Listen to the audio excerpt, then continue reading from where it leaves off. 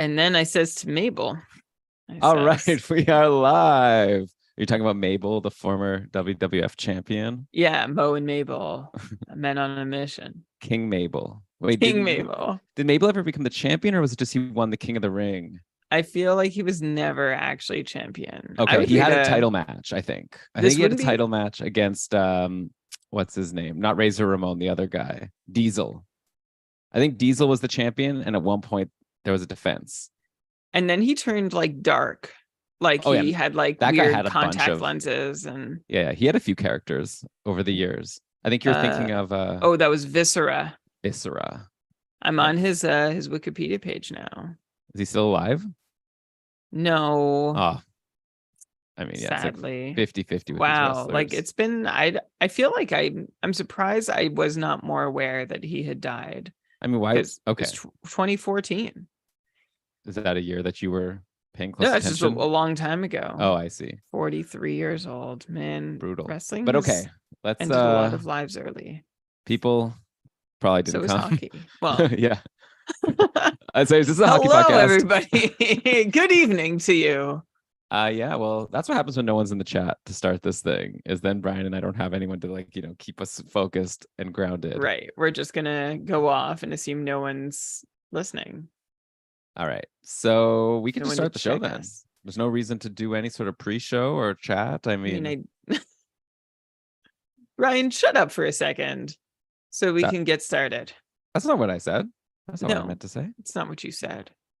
So what do you think I meant? All right, let's get it all out before we start the show. It's just what do you remember good vibes only. Mabel's build weight as? Oh, I don't know, like 500 pounds, something insane. 487.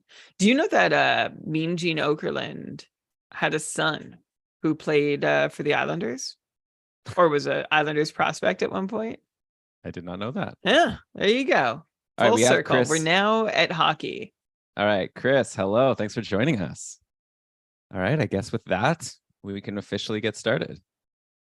So, all right, how about I'll just do it. Yeah, bring the heat, please. Whatever heat you've got. Like, you don't have to go crazy, just like the old days. All right. Well, remind me, how's your fan? Can I capture some fan noise now? It's quiet right now. All right. Well, maybe it could just stay quiet the whole time. That's even better. It won't. It was on like 2 minutes ago. Oh, sad. Okay. All right. Yeah. So yeah, for anyone curious, I tested the sound and apparently I could be loud and you can't hear it from my baby's room. So you don't need to be loud. You just need to be energetic. But I think one was. Have I not been? Okay, well, you'll tell me. It's hard. I think it's just getting in the way of the other. You had like a governor on you. Ooh, I don't know. I might have lost it. I don't know. You haven't lost it. I have the whole summer to gain it back. All right. Yes! Welcome everybody to another episode of the Keeping Karlsson Fantasy Hockey Podcast, the longest running fantasy hockey podcast in the world, hosted by two guys who are literally seeing news about an Alex DeBrincat trade and signing go down on Twitter as I'm recording this intro. So I guess we'll figure things out as we go. I'm your host, Elon Dubrovsky, and with me to continue breaking down everything that's happened over the offseason, all the trades, the free agency stuff. We did a bunch last week. Then I took a hiatus, talked to Peter Harling about prospects, but now I'm back with my very good friend and co-host. You know him, you love him, the fantasy hockey robot, Brian Com. Hello, Elon. Hello, everybody. It is great to be back. And this is a record for us in the summer since our almanac days. Anyway, we are doing 2 episodes, like 2 weekly episodes back to back. This is amazing. And one of the reasons why is because we were kind of quiet for a little, but now we are ready to be loud and catch up on everything that's happening, including like just as we're going live, we're seeing some news on Twitter spread, or what remains of Twitter spread about Alex DeBrincat having a contract worked out with Detroit, which will precede a trade, which we don't have the details on, but maybe we'll have enough that we can dig into that a little bit on this episode. But even if not, there is still so much to cover, Elon, and I'm so happy to be here doing it with you. Yeah, it's going to be great. Yeah, we were quiet, but now we are loud. And like, also, by the way, thanks again to Peter Harling for that awesome previous episode. If you haven't checked it out, me and Peter talked all about the draft and the most noteworthy players to take. And we went through around 1 through 12, 1 through 13. And then after that, Peter just went off on the guys that he thought were especially noteworthy after that. So we talked about a ton of prospects. I tried my best to keep up. So that was a fun show. And yeah, Brian, I had a blast talking with you. Last week, we covered Bedard. We went like a half hour talking about Bedard and Taylor Hall because that's how things always go, I guess. Wherever I choose to start the show, that's where it's going to get the most time. Then we play catch up the rest of the time. But yeah, we covered, the Bertuzzi signing, a lot of stuff. And here we are to still have a lot left before we get into everything. And no, I'm not stalling. It probably sounds like I'm stalling here, waiting for more DeBrincat news. I kind of am, but like you said, Brian, we do have other Detroit stuff. I'm moving Detroit down the list so that we'll have the full details maybe by the end of this show. We'll bring them up then. But okay, we're presented by DobberHockey.com. Definitely check it out. It's a great site breaking down all these trades. I'm sure they'll have an article up by the time you're listening to this about this DeBrincat trade and signing. Yeah, it's really good. I use frozen tools. So yeah, very proud to say we're presented by DobberHockey.com. By the way, another thing I'll mention is that we have a giveaway for some Dobber Hockey guides, like the whole ultimate package. I mentioned it on the Peter Harling episode. So go back and see how you can enter the giveaway there. Or I could just tell you, leave us a 5-star review and let us know, basically, on Apple Podcasts, and you will be entered in the draw. I guess we'll do it in like, I don't know, a couple weeks, give people some time.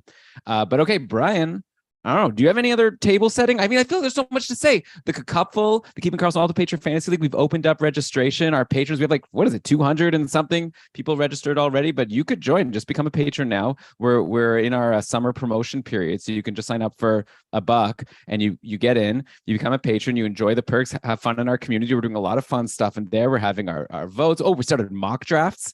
I've been like just like making a new mock draft every day because so many people keep volunteering. So sure, Mateo, and have a lot of fun with your mock drafts. And that's great. And yeah, preparing for the Cupful. So we have that, a ton of stuff going on. So become a patron, register for the Cupful. And you can tell Elon's been visited by his in-laws when he starts speaking Hebrew on the podcast. There it is. That's a really nice language drop. But yeah, we're at 200. You said 200 something, 279. We're approaching the 300 mark of registered managers for the Cupful. We're 21 away. Maybe we'll be there by the next time you hear from us. Also, we've been toying around behind the scenes. Me, Brian, and Kevin have been toying around with the new people who joined that haven't played before, might get mixed in. I think we're in agreement for this, mixed in with some players who have played before. In previous years, it was like all the new people play against each other, but we're going to try to mix it up a little bit. So it'll be fun. If you join, you're going to be playing with some experienced people, some new people. It's going to be a lot of tough competition, though, because it's like people who are being patrons of a fantasy hockey podcast. So if you want a tough fantasy league, and, especially if you're like, we have some people who have signed up recently. They're like, oh, I just won my home league like 3 years in a row. I'm ready for a challenge. Like, this will be the place. So keepingkarlsson.com/patron for that. I could keep on promoting other things. Oh, Twitter. Brian, Twitter is so funny. Obviously we can't get into the whole drama with Twitter, but I'm still posting these polls like 3 times a day of getting people to vote on players' production. By the end, if Twitter's still around at least long enough for us to get through like 150 players, this might be a handy draft resource. Right now we're on Dougie Hamilton. I think his most recent player I put up there for people to vote on how many points he's going to get next year. But I think I'm going to use this. I don't know. It's been fun. Anyways, I'm blabbing. Brian, do you want to get started here? Let's get started. Let's do this. Who's first? What's first? Let's go to Carolina. We're going to bounce around to a lot of teams. Okay. Carolina obviously made a couple of really big splashes. Like, they went into free agency, first of all, with no goalies. We had no idea what they were going to do, and they ended up just kind of doing the most boring thing possible. They re-signed their 2 goalies that they had last year. So Frederik Andersen is back for a couple of years at 3.4 mil. Antti Ranta's back. I guess that's not amazing news for people who are hoping Kochetkov was going to like have a big chance this year to take over. You might have to wait another year for that, but you never know. I mean, Andersen and Ranta aren't the healthiest goalies. But at this point, Brian, like Frederik Andersen, he had a good year last year, but he did get challenged by Kochetkov when he got injured. Like, do you think that Andersen is going to be a guy that you'd be willing to draft high in fantasy as a reliable pick, or are we at a point now where it's just like, who knows in Carolina? Who knows in Carolina, right? There was even a moment where Antti Ranta was getting straight starts when we weren't expecting him to get them. It's like, what exactly is the plan here? What's going on? And it's the same thing with Kochetkov. When he started getting a run, even when he wasn't necessarily on that run yet, or when he wasn't on the run at all, it seems like a fool's errand to try and predict not just Carolina goalie choice, like who starts in net, but also who's going to be healthy. So I think that's a big part of it. Like like you already said, Elon, if Kochetkov could get like significant time last year, and I would say significant relative to what we expected when Anderson and Raanta were there, it could happen all over again this year. But Anderson, I still think is a really, of course, solid option for Carolina. It's just that they seem to have very little interest in running any goalie any more than they need to, and they don't really need to. Like Raanta had a really great season. You know me, I've talked about how great Antti Raanta is for essentially his whole career. He just hasn't been able to stay healthy long enough to make an impression. And there's even been moments in Carolina where it's like, okay, Anderson's out. This could be Ranta's chance. And either Raanta gets injured or Kochetkov comes along and steals a bunch of starts. But I'm looking at Ranta's Delta Fenwick save percentage numbers, which describe how well a goalie plays above his expected performance. I look at 5-on-5 numbers only, and this number also includes any shots that miss the net. It gives any unblocked shot attempt. The goalie gets credit if it doesn't go in, because if a goalie's playing the angles right, they can force a shooter to miss, right? If you're blocking the whole net and you're forcing a shooter to pick a spot, this Fenwick save percentage versus the actual save percentage only counts shots on net. Fenwick save percentage gives goalies a little credit for forcing shooters to miss, assuming that the goalie had a role to play in that. But Antti Raanta has actually been the better goalie over the course of his career compared to Freddie Anderson. Of course, it's hard to really say that without tongue-in-cheek, because Antti Raanta has never appeared in more than 47 games in a single season. That's his career high. Do you know the second highest games played total of Antti Ranta's career? 33 games. All right, so he's basically a career backup, and both, maybe not by choice, but yeah, that's what he is. And both those high watermarks were followed by precisely 12 game seasons. Like he appeared in 12 games, and that's all. So last year, Antti Raanta, he's now appeared for 2 consecutive seasons, 28 and then 27 games in Carolina. I'd assume a similar number. I would assume a handful more if he can stay healthy. Like I think he could approach 40 games if he's healthy. And if he's, yeah.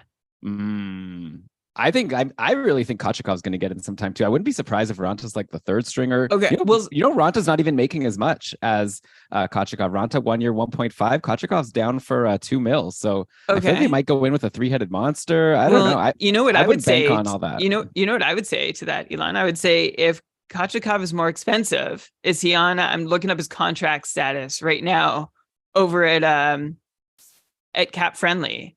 He's waivers exempt. So like if Carolina wants to save cap, then they'll want him in the minors. I guess. But you also didn't let me finish. You also didn't let me finish because I said Raanta could creep closer to 40 games is how I started the sentence. But if there is any injury moment for him, which is very possible, or Anderson, which is also very possible, and Kochetkov comes in and takes some starts too, like I could absolutely see, as you went on to say, that this could be a 3 goalie kind of situation, especially since Kochetkov is waiver exempt.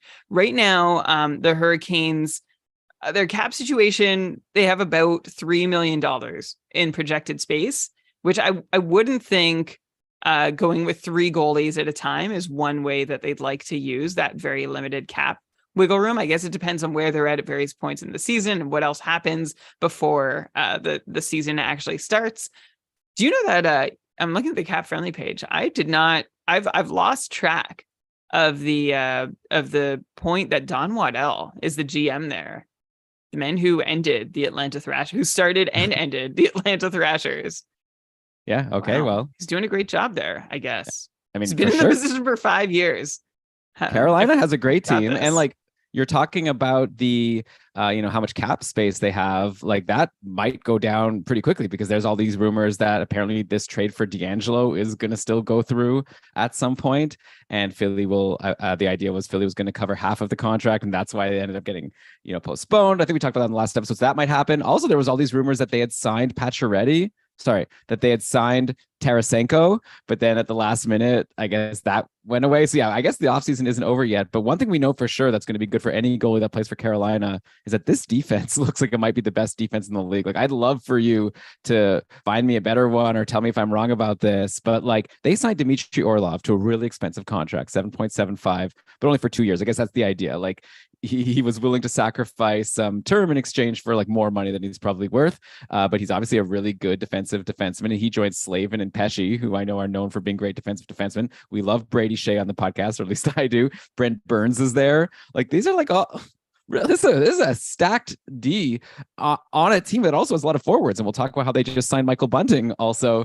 But yeah, I mean, any goalie that plays, I think, is going to have a really good chance to win. Though I guess one problem with Carolina is sometimes you play a goalie and they only have like 20 shots against. So if they let in 2, then you don't get a lot of saves, and your save percentage isn't even that good. And honestly, there are very few. Okay, the situation, the league format in which it's good to roster a Carolina goalie is a head-to-head league. The league format where it's maybe the only league format where it's helpful to roster a Carolina goalie is head-to-head format where your minimum starts are covered. Like, if you have enough other goalies to get your minimum starts, or there are no minimum starts, or it's a really low expectation, because you have a good chance of getting a win. You have a good chance of like doing all right for rate stats. But even there, it is dicey, Elon, as you just mentioned. And as we talk about on the show all the time, Carolina is a really tough team to get goaltender fantasy value from, despite all their wins only league. Sorry, that's the format that you're happy with. But even then, you've got a goalie who might start 40, 50 games tops, and you, depending on your format, that might not even be a great way to use a roster spot. It might be better to stream that spot or go for another goalie who's going to not have as great a winning percentage, but will play enough extra games to offset that. In any case, it's really tough to roster a Carolina goalie.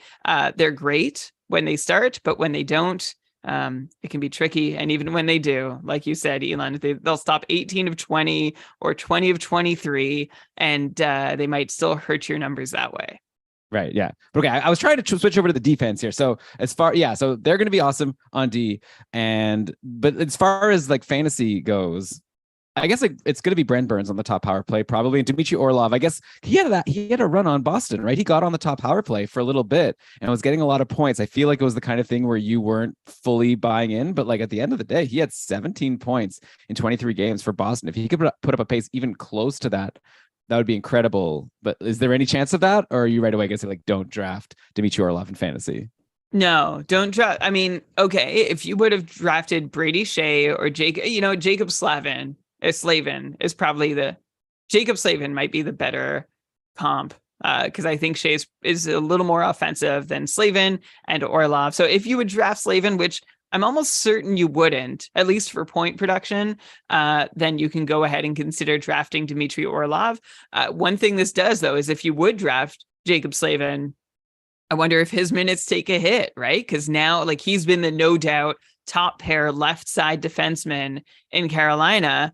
And now Dmitry Orlov's there on a big contract for a couple years. And does that eat into Slavin's minutes and role and peripherals? Last year, Slavin had 27 points in 76 games. But of course, if you ever rostered him, well, you might have been hoping to catch that lightning in a bottle, which is when he scored one of those points. But he could get you like a block and a half per game. He doesn't hit much either. So really, I don't think you're going to see a whole lot of fancy relevance from anybody on this Carolina blue line, except, well, Brady Shea is going to help you get some shots from the backside, if that helps you. And then you've got Brent Burns. You've got Tony DeAngelo maybe in the mix.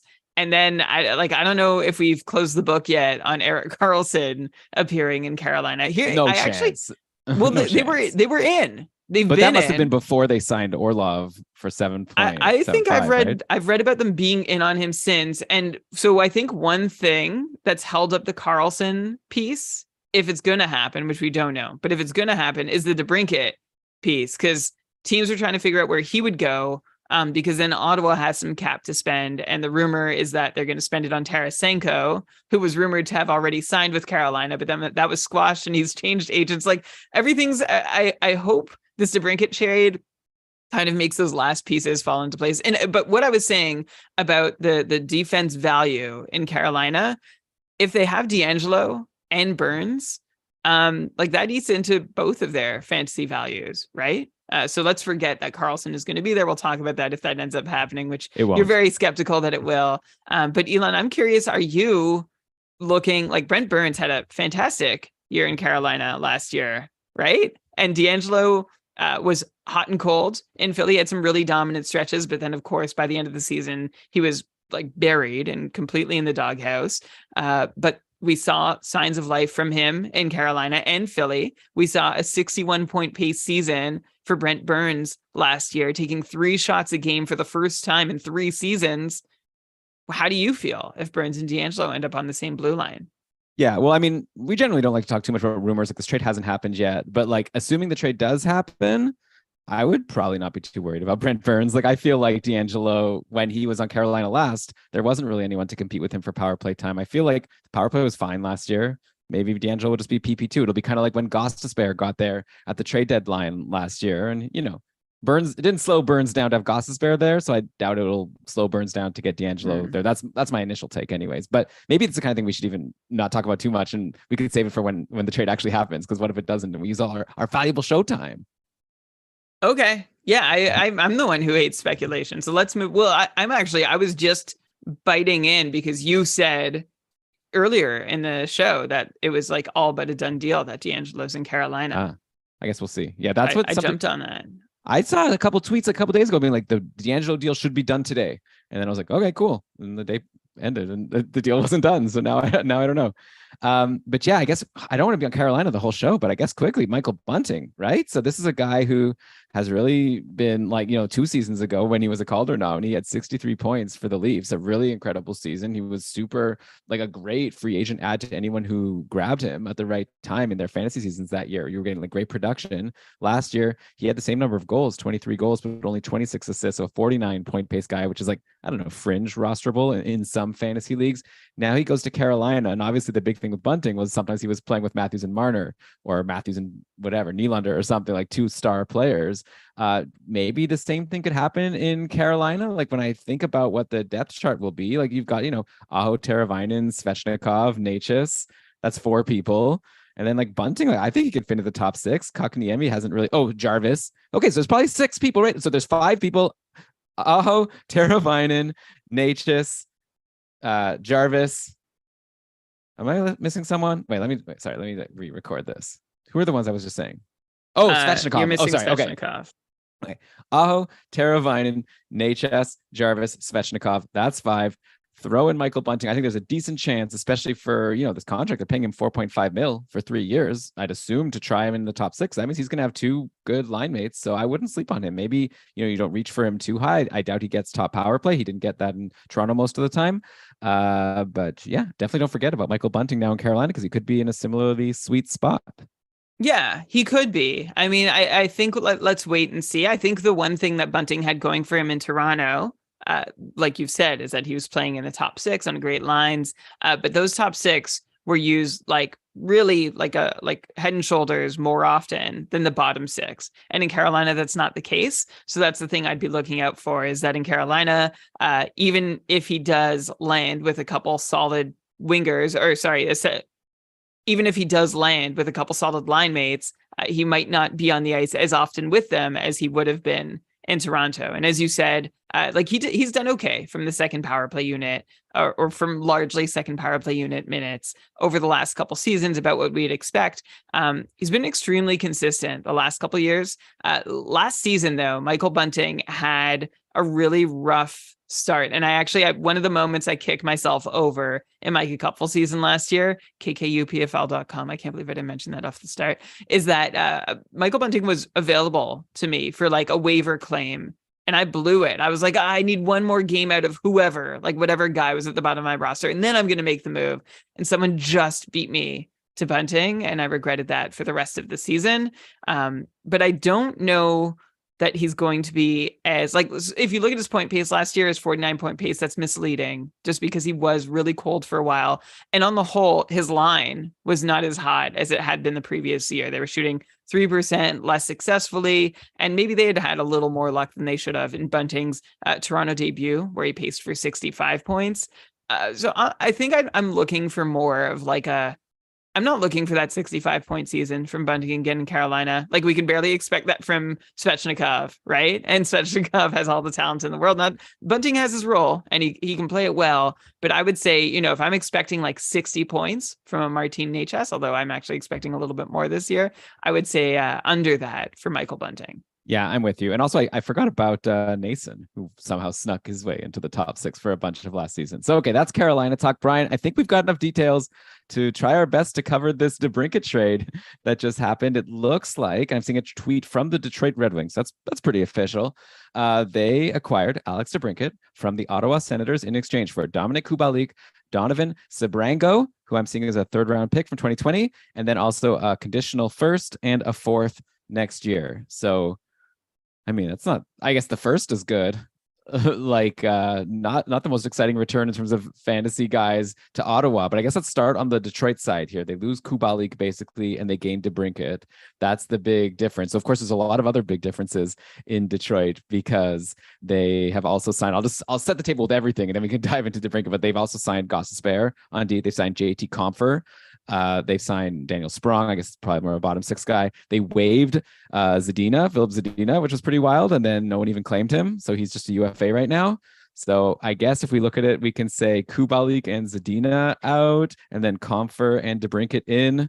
Initial thoughts, Brian. I'm putting you on the spot here, and I'll try to think about it while you're talking. Is this good for Alex DeBrincat? This is a guy who scored 40 goals a couple times on Chicago. Last year was a little bit underwhelming in Ottawa, though I wonder if a lot of that was just low shooting percentage because he basically took the same number of shots. But do you see DeBrincat as on Detroit? Is that a good spot for him to get back to doing what he was doing on his best days in Chicago?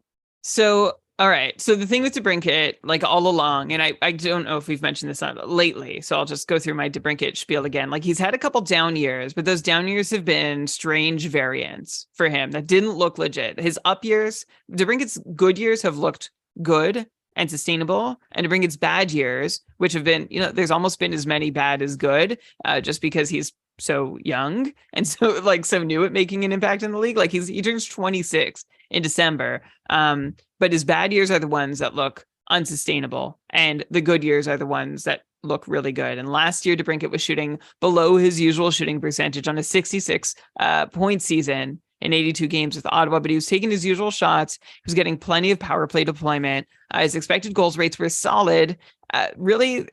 Watching, I watched Ottawa more than most other teams in the league.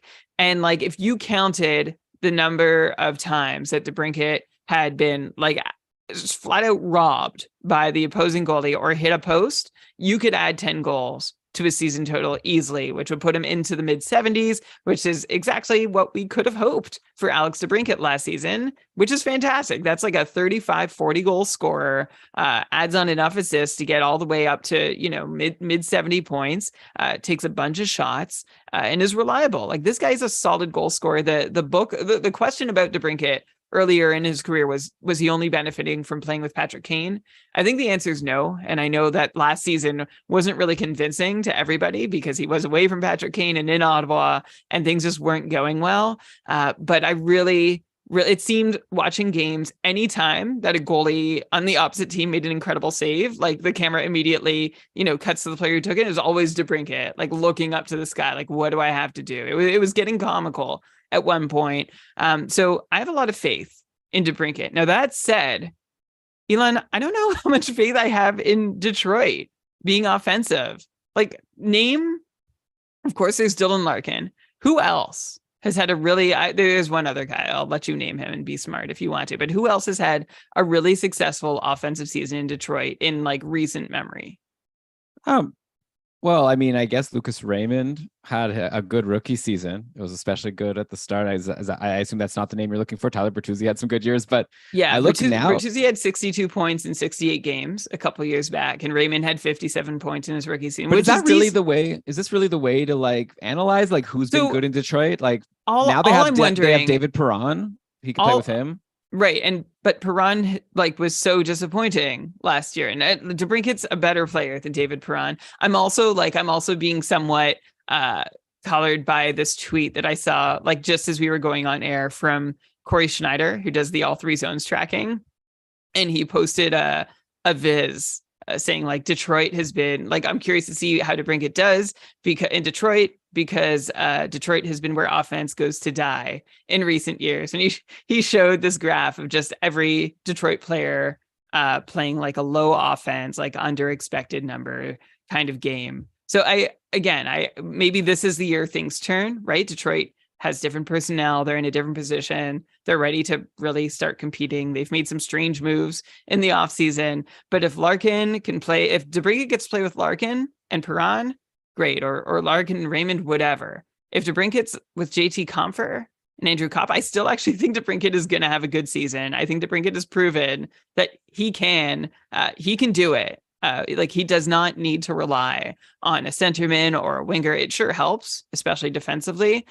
So I'm optimistic about the season DeBrincat can have in Detroit. Like I'm starting at 70 points, but there is still that flag in my mind of being like, well, I'm just a little concerned because we've seen no new acquisitions go into Detroit and fare well, right? I just named Andrew Kopp as another one, right? Like he went, not that we expected anything from him, but I think he was even worse offensively than we would have expected. And our expectations were pretty low to begin with. So that's the little nagging flag in the back of my head. But on the whole, come draft day, if I'm looking at DeBrincat, I'm looking for him to continue taking 3 shots a game, top line, top power play, 35, 40 goals, and working his way from 70 up towards 80 points. Yeah, I mean, I agree with you. And though I feel like there's like things you can say on both sides, right? Like always, like when a player goes to a new team, and you're saying especially to Detroit, like we are a little bit concerned. It might take time to, like form whatever chemistry you need to form with your line mates. Like, so it's a new situation. So it sometimes takes some people time. Joe Pavelski had a terrible first year in Dallas, and look how he's done since. That was really weird. Shams is mentioning in the chat how like maybe Detroit like tanking or like kind of tanking, whatever, semi-tanking, whatever they were doing, might have affected like this graph that Corey Schneider shared. Like maybe now that they're actually going to try to win, they'll play a little bit differently. The line mates I think could be good. Like if he plays on the Larkin line and with either like Perron or Raymond, like that's a pretty solid line. And then that I'd assume it'll be those 4 forwards on the power play, right? Like Larkin, Perron, Raymond, DeBrincat. Maybe JT Compher there instead of Raymond. Obviously DeBrincat will be there anyway. So it seems like decent forwards on the power play. And then the other big question is the defense. Who's going to be the power play quarterback from the D? Because it's been Moritz Seider for the past couple of years, but almost a little bit by default. Like I know that he wasn't originally expected to do that. That's why he wasn't like a front runner for the Calder. And it was a bit surprising that he had such an amazing rookie season. And last year there were times when Jake Wallman was getting like good power play time. Anyways, now they've signed Shane Gostisbehere. So I feel like it's going to be a very interesting situation. Like you brought up, like if it's D'Angelo and Burns who will get the power play, and I was kind of thinking it's probably Burns, but like I think this is one where I'm really up in the air. Like, is it going to be Seider or is it going to be Gostisbehere running the top power play? I wonder if the coaching staff doesn't even know yet, and they're going to wait and see like how training camp goes. Well, they definitely did not commit to either Seider or sorry. Yeah, well, they definitely were non-committal to Seider through last season. And we saw, of course, Hronek get some turns, and he was also not committed to either. So I guess my question is, it's been a while since this is always where I bring up Nicholas Cronwall being like, he was the last guy we could rely on. I guess Mike Green was back there for a little bit when he was healthy, but there have not been a lot of guys we could rely on seeing night in, night out, quarterbacking the top power play. And it's been even longer since we could actually rely on someone who could also be relied on to produce from that position. But now you have to think with Larkin, Perron, and DeBrincat, like I don't even care who the 4th forward is. You have to think Detroit has a dangerous enough power play that someone can pick up points back there. It's just a big question of who it's going to be with Gostisbehere in the picture along with Seider. And I would be reluctant to really draft either, because if Gostisbehere isn't on the top power play, he's useless. Like I'd be taking these guys later, right? As maybe my 3rd defenseman, 2nd, if I'm starting to get like, if I'm desperate and a lot of guys have been taken. But Gostisbehere, if he's not on the top power play, he's not going to be terribly useful. And Seider is was frankly quite disappointing last season in just about every way. And and you don't want to be stuck sitting on him. Although I don't think a lot of folks are going to be waiting him out. Like the 42-point pace last year for Seider, even though like he was almost taking 2 shots per game, but this was a step back compared to his first season. So Elon, if I had to pick one to draft based on where I could expect to actually draft them, I think I'd take Gostisbehere, assuming that he's available later in my draft than Seider. Yeah, I mean, obviously it depends on the type of league. Like Seider, one thing he did better in his second year than his first year was on the peripheral side. He had more hits and more blocks. And he was already pretty good for hits and blocks in his rookie year. So maybe he spent too much time hitting and blocking instead of getting the points that he got. But yeah, I think that Seider is like a solid floor guy, especially if you're in a multi-category league. But I definitely could see it going either way. So I agree with you. If you're just drafting for points, like Seider's obviously going to get the big minutes. So he's going to be good. Like he's going to get you like probably like 40-ish points, like at the minimum, even if he's not on the top power play. Like last year, he only had 15 power play points. He still ended up with 42 points. So he's going to get the even strength points. And obviously he's going to help to have DeBrincat there. So I'm not like so like low on Seider, but definitely not as high as people were like going into last season, where he was getting taken as like the 5th or 6th defenseman off the board in a lot of multi-category leagues. And yeah, definitely Gostisbehere is another guy. Like obviously we'll have more information once drafts happen, but even if you see like preseason lines and Seider is running the power play, that doesn't mean that it can't change. So I would definitely not leave Gostisbehere undrafted. I just think I'd rather just draft him and then, give him like a tryout on my team and see how it's going for a few games. It's always been ignore Shane Gostisbehere at your own peril, except last year, like it was ridiculous what Gostisbehere was managing to do, and it wasn't sustainable, and it tapered off. But like that didn't matter, because if you had Gostisbehere for the first like 40 games of the season, you were laughing. All right. So, Brian, this is all very exciting, and maybe we'll be able to talk more about the trade once we've had a little bit of time to digest it. But let's take a quick break, and then we can move on to, I guess, the Ottawa side of the deal. So we'll be back in just a second. Listen to Keeping Karlsson. Okay, we are back. And yeah, Brian, is there anything here? So we already talked last episode about how Ottawa signed Korpisalo. But aside from that, like they get Dominik Kubalik, who is there were stretches last year where he was like really hot, and then he would, his deployment would change and then he'd become useless again in fantasy. So I guess anything could happen. Right now, there's an opening in the top 6 with DeBrincat gone. Of course, like you've mentioned, there's still like maybe some things that need to be settled. Like maybe Tarasenko could still sign in Ottawa. You were saying that now that DeBrincat is traded, maybe Ottawa can do something. So I don't know. Maybe we could just skip for now and just tell the listeners that we'll break it all down next week once we find out, what exactly is going on. Because like Kubalik could be interesting, obviously, if he's playing like with Josh Norris centering him or whatever on a line with Stützle. Like obviously it'll depend on the deployment. Yeah, exactly. And there still could be moves to come. The trade return was pretty weak for Ottawa. Like I'll just like from off the top. I mean, I don't think DeBrincat. The question was whether, they could go to arbitration, do a 1-year deal, and then like he walks at the end of the year. If he's like, that's it, like, because he wasn't going to stay long term, but could you use him again? But maybe he didn't want to be here, and that would just not be helpful on the whole. But yeah, it's a weird, like I'm trying to follow some of the live reaction, and I'm seeing like, this does not seem like a deal that you had to make today. Like you could have waited until the deadline and traded him then. Well, maybe if any, you wouldn't have gotten, or maybe you wouldn't have gotten. Oh, sorry, but maybe you wouldn't have gotten a first at that point. So yeah, like a first and a rosterable top, like second, like fringe second line player. Good, like that's okay. But I wonder anyway. I'm working through my feelings about it in real time here. But yeah, I'm gonna wait.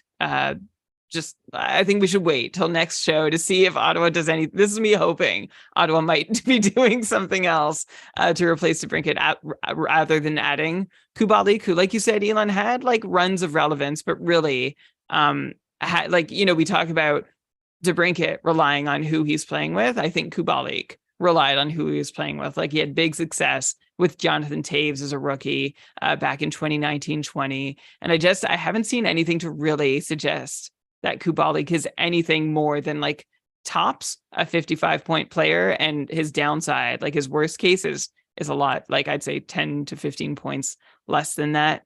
So we'll see. On a very untalented Chicago team last year, Kubalik had a 33-point pace. I assume he can do a little more in Ottawa, somewhere in the top 9, but I wouldn't be drafting him, and he's a really frustrating, streaky player at that.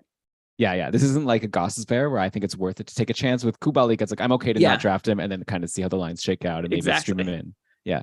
I guess I didn't mention JT Comfer. We didn't talk about him really quickly. He had a career year last year, 52 points for the Avalanche. But if we're talking about a guy who just had a career year, 52 points, and that was due to getting like top power play time with McKinnon and Rantanen and company, I think that kind of says all there is to say about his fantasy value in Detroit, right? He's another guy. Like I'll probably take Kubalik even over Comfer, but do you think that's crazy? Um, Maybe I'm because just not interested in Comfer. I don't know. well, no, I could see Converse sneaking on to the top power play like he did in Colorado. And I could see him maybe playing with like one really good line mate. Like maybe he gets some time with DeBrincat or Perron or Raymond, who and like it works. I honestly I see them pretty similarly. I see them both as streamers, but if I had to pick one that I had to stick with the whole season, I think I'd actually take Comfer just because I think there's a better chance that he ends up on the top power play. But Elon, I share your general disinterest and lack of enthusiasm for JT Comfer.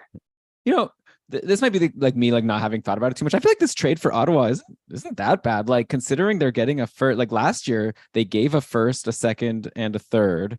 The first was seventh overall. Kevin Korchinski was supposed to be really good. So obviously they're like not getting as much as they gave, but they also got a full year out of DeBrincat where they were hoping that they were going to become a playoff team. And I so don't like you yeah, can't I don't think expect the this same thing. changes the initial like I thought it was a great trade to go out and get him. And like, yes, it didn't work out, but I still would do that. Like, I wouldn't change what the Sens gave up. I guess it was a first, a second, and a 2024 third round pick.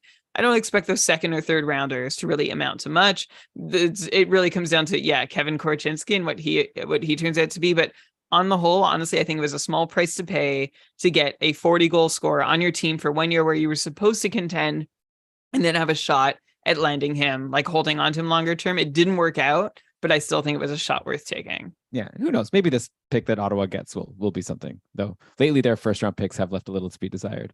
I'm thinking of Boucher. Obviously, Stutzlo worked out very well. All right, let's go to another team here, Brian. How about Arizona?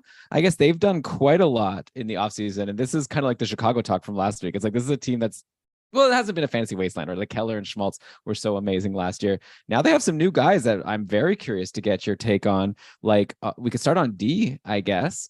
Like Sean Dursey is there. I think we mentioned him last week when we were talking about LA, but now Dursey comes to Arizona. And just like in Detroit, where there's probably like a non-certain quarterback for the top power play right now, I'd say the same thing in Arizona. Last year, Valimaki took over once Gostisbehere and Chikrin were gone. Valimaki did like pretty decently. I think he was going to be the clear front runner to run the power play this year. And it's not a nothing power play, right? They have Keller, they have Schmaltz, now they have Jason Zucker. I'll just mention that. So, they've got some firepower there.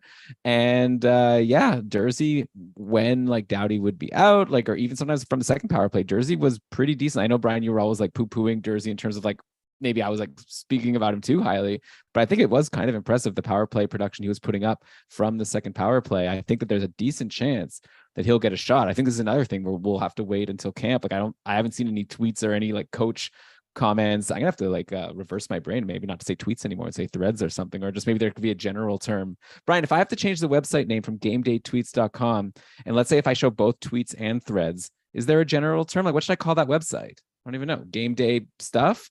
I Game don't day know. You're right. micro Taking bloggings? suggestions. Like I would say game day news, but Well, you have game day news. that's only Game a day part of it. bites Game day bites. Yeah, with a maybe that's the best. Y. Oh, of With a course. Y2K. Okay. Anyways, back to Arizona. Yeah, Dursey versus Valimaki. Are either of them interesting to you? Are you finally going to say that you like Dursey for fantasy now that he's on Arizona? Game day posts. That's Okay, it. that It's game works. day posts. I'm sorry, I was still thinking about that. You're asking me about Jersey and Valimaki on Arizona. Yeah, I mean, so I'm looking at Valimaki and what he accomplished last season in Arizona. When he was traded to Arizona, it took him a while. Or sorry, nope. It took Valimaki over like a long time to even get a sniff, but of course that was related to Gostisbehere on the top power play unit. And then once Valimaki got on, he was immediately impactful with 5 points on the power play in his first 8 games QBing the unit. I guess the concern is that after that, he did nothing. basically for the rest of the season, which was another not quite, say 15 games quarterbacking the top unit. Of course, that's not entirely his fault. There's a roster that Valimaki was playing with, but at the same time, that roster has largely been unchanged. So whoever is quarterbacking the Arizona power play, it's not a great place to produce from. And as I just mentioned about Gostisbehere, yes, Gostisbehere was producing from there. No, I didn't feel like it was happening in a sustainable way. And even the year prior, Elon, remember Jacob Chikrin had the big breakout season. And I was also saying, this is not something that we should expect to last. And I think he had a 60-point season, had a 56-point pace. Sorry, had a 60-point pace in 2021, then had a 56-point pace last season between Arizona and Ottawa. But again, I'm not sure how sustainable that production was. It was reasonable, but I think now I'm getting into Chikrin. I think that mid-50s is probably reasonable from Chikrin, assuming he does get substantial time on the top power play. I just don't know, Elon, how much we can expect from a power play quarterback in Arizona, whether it's Valimaki or whether it's Durzi. Although for everyone who's been excited about Durzi and who I've been saying yeah, okay, I get it, but it's not going to happen in LA. Now I'm ready to join you and say, yes, I am interested in seeing what kind of opportunities Durzi gets in Arizona and whether he can make the most of them. There's certainly some upside here. He and Valimaki are the same age as well, so that should put them on pretty even footing. This feels like a camp battle, and it also feels like if you pick the right guy, you're either going to be really happy with a bunch of random and surprising points that they get in the first quarter of the season, or you're going to want to let go of them really quick and not look back too hard. Durzi and Valimaki are two guys I'd be looking, when I was saying, think of Gostisbehere as my second or third defenseman, Valimaki and Durzi, I'd be looking as my third, fourth. And I think I'd lean towards Durzi, just because he's the new guy, and Valimaki had a good start on the power play unit, but then didn't do a whole lot after that. So all in all, I don't know if you can tell, I'm unenthused about the Arizona power play, and both Durzi and Valimaki, I would be surprised if either one of them could reach 50, let alone get beyond it in terms of their point pace for next season. And so that's why I'm not that excited. Also, neither one has much of a history of putting up any kind of real shooting numbers or peripherals. So that's another ding against wanting either of them. Fair enough. Okay, yeah. I think these are the types of guys you're going to hope to grab at the end of your draft and hope to get lucky. You're not reaching. I think same with Gostisbehere, honestly. I feel like I put all three of them in a similar camp, and we'll just kind of have to see. And then with Gostisbehere, it's then Seider, like I said, is a whole other thing because he's going to get so much even strength time. But yeah, I think on Arizona, I wouldn't sleep on this top power play, Brian. There's Keller, there's Schmaltz, and also a guy I haven't mentioned yet is Barrett Hayton, who I feel like he wasn't involved with any off-season moves, and maybe he's a bit forgotten. Probably we should be spending this time talking about Jason Zucker and Alex Kerfoot coming in. But I'll just mention really quickly, Barrett Hayton had such a strong second half of last season, and I think if people are just drafting based on season totals, he'll kind of fall to the wayside. But I would not forget about this guy. If he's line one, power play one with Keller and Schmaltz, I think he could definitely be a really good value pick if you get him at the right time. But yeah, I guess and I think that there's room for him and probably Jason Zucker right on the top power play. If I had to guess what's the top power play on Arizona, Keller, Hayton, Schmaltz, Zucker, and then which one of these defensemen, Durzi or Valimaki. So Brian, you've always been a big Jason Zucker fan, forever. And then I guess finally you gave up on him. But I feel like I saw a lot of good tweets about how Zucker actually was pretty good in Pittsburgh last year, and now he's signed for only 1 year, 5.3. So obviously he's playing for a new contract once again. I think he's someone also I'd be interested in. Again, this is a late pick. Not, maybe I haven't started this podcast with the biggest heavy hitters. We still haven't talked about a Pacioretty, who I think I guess we talked about DeBrincat. That's good. I have a guy in Edmonton who I'll bring up later, who I think could also be a nice, sneaky guy. But I think Zucker could do something here in Arizona. I'm curious to get your take, or if you think I'm out to lunch. For you, he's just a guy to put on your watch list. Yeah, no, as you mentioned, I've always been a Jason Zucker believer, and he's never really rewarded me for feeling that way. My biggest concern in Arizona is that he's not going to be centered by Evgeny Malkin anymore, right? Right now he's slated to be, we'll see where Barrett Hayton lines up. If Barrett Hayton lines up on the top line, like if Nick Schmaltz centers and then Hayton and Keller are wingers, then that leaves the second line center as Travis Boyd or Nick Bjugstad. So like neither of the, like these are the big drop from Evgeny Malkin, and that would be my big concern around Zucker. Last year was a bit of a revival for Zucker though. Like he upped his shot attempt rates to actually career highs per 60 minutes, which is huge. He got actually some minutes back that he'd lost the year prior. He gained about, a few shifts a game back. His shooting percentage bounced back after basically being half of what we might have expected it to be in 21-22. Jason Zucker stepped it back up, and had actually career high expected goals rates too per 60 minutes. So a lot of things looked really good for Zucker under the hood last year. It all amounted to a 50-point pace season because of second power play unit time largely.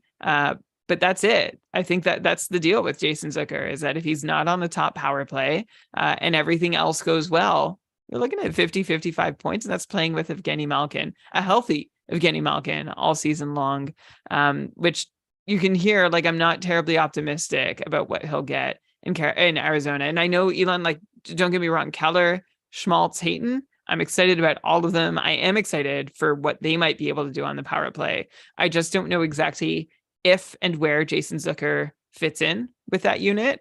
And I don't think I'm not going to make a really big bet on Zucker there. If I had to draft, I don't know, Zucker, Gostisbehere, or Kubalik. No, I take Gostisbehere. I take Bunting over Zucker.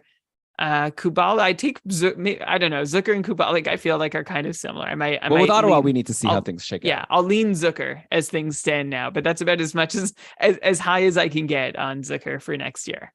Yeah, I think he's just a guy to remember. I think he could do something, but definitely like a lot of the people we've talked about, not a guy to reach for. The main guy I'm excited about on Arizona that I think I might be able to get a discount on is Barrett Hayton, who nothing happened with him, but I think maybe he's finally shown the player that people hoped he would be when he was drafted, or some proportion of that player at least. Okay, let's go to Washington next. Okay, this is a guy who could be big, could also just not play, but Max Pacioretty gets a contract, 1 year, $2 million plus some bonuses, which is really great if you're in a cap league, because he's only a 2 million cap hit, even though he might end up making 2 million more because of how it works when a player is over 35 or 30. I guess he's only 34, but I don't know. For whatever reason, he's able to get all these bonuses.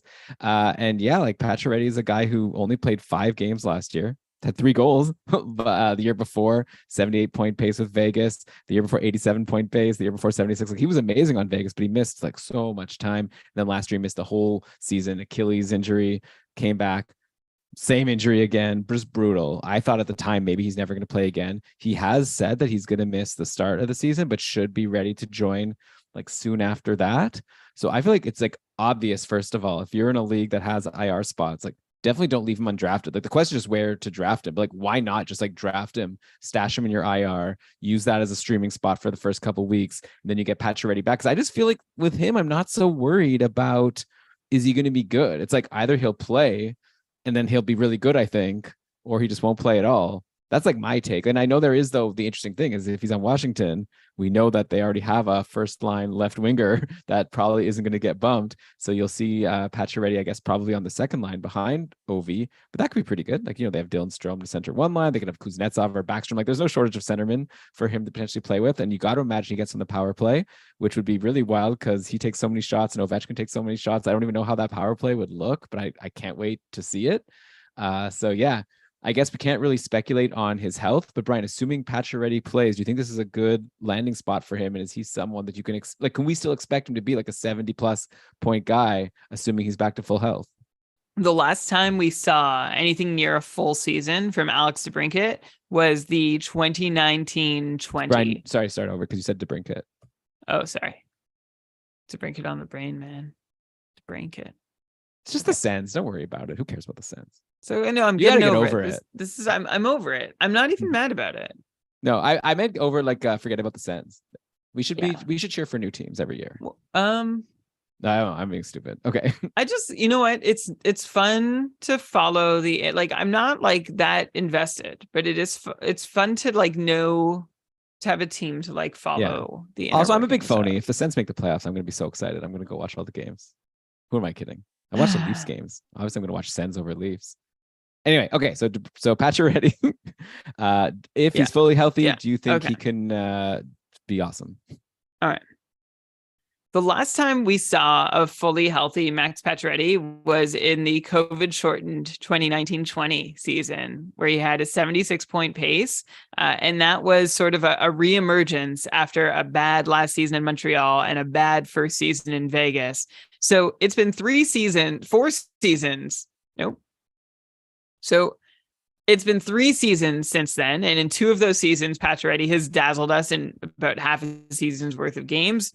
In the other one, he didn't play enough to really dazzle us at all, even though he had 3 goals in 5 games, which is kind of dazzling. But the question for me is, what can we expect to see from Max Pacioretty now that he's entering his age 35 season? And the one I mentioned, the last full one we saw from him, was age 31.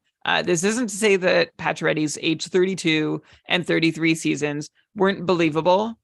They were. Like I was down with what he was doing. It fell in line with sort of that picture we've gone to great lengths to paint of him as somebody who sort of found a new kind of niche late in his career, as someone who can really take a whole lot of shots at 5-on-5 and on the power play, or at least as someone who's rediscovered his niche as being that after a couple of years where he was not shooting quite as much. But on the power play, Pacioretty became a huge shooter by season 2 in Vegas, and I think that's what turned a lot of his sort of career back on track.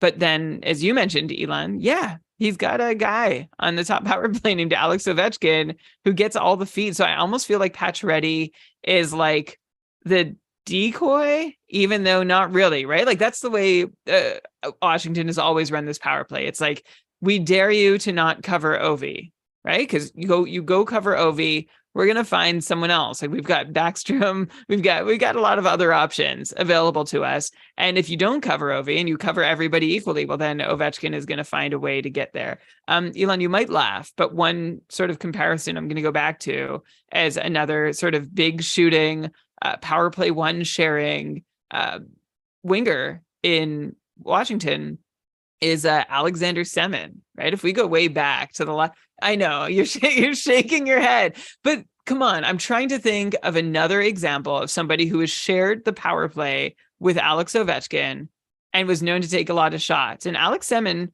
took 3 to 4 shots per game for.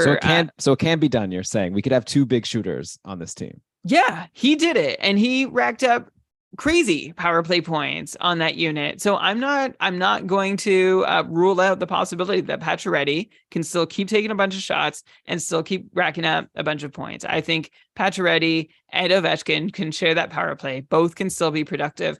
My only hesitation really is just Pacioretty's health and injury history, and it's not even that like whether or not he's going to be re-injured. It's just like, imagine not being able to do your job fully, like for 3 years, and then stepping back in. Like how do you do that? Like it makes me tired to think of doing that in my own job. And Max Pacioretty's job is pretty physically demanding. So I'll trust that he's a professional. Maybe other parts of his body are rested from the rehab and like he's raring and ready to go. He's got a little less rust on him than someone else going into their age 35 season who's played all the 82 games for the last 3 years is. But that's my one concern about Pacioretty. But I like Washington's landing spot for him. He'll get top billing, top power play. Actually, I like his potential to produce more in Washington than I did in Carolina. So yeah, but then I guess the big question is, where do we draft this guy? Like, do you wait? Well, how about we compare him to DeBrincat, right? I think that's a pretty reasonable. Like they're both big shooting, big scoring wingers. I'm definitely taking DeBrincat. Yeah, like, he's like a sure thing, and right, like for Pacioretty might be injured all season. Yes. Like, I don't want to. Like, he could be a Landeskog, right? He could like say I'm planning on coming back, and then have like re-aggravate the injury, and then be like I'm out for the whole season. Like that's definitely. I hope it doesn't happen, but it's like a possibility. Right. So I guess I'm making the comparison because point pace wise, I am thinking like I'll start him at about 70. And I think it could be better than that, right? Like the last, like Pacioretty's point paces since refining his game in Vegas, 76 points, 87 points, 78 points. So 70 is conservative, and that's the age sort of penalty that I'm putting on him. But if he comes back and is not showing signs of rust, I think he could certainly pace for 75, 80 points. I really like the location for him.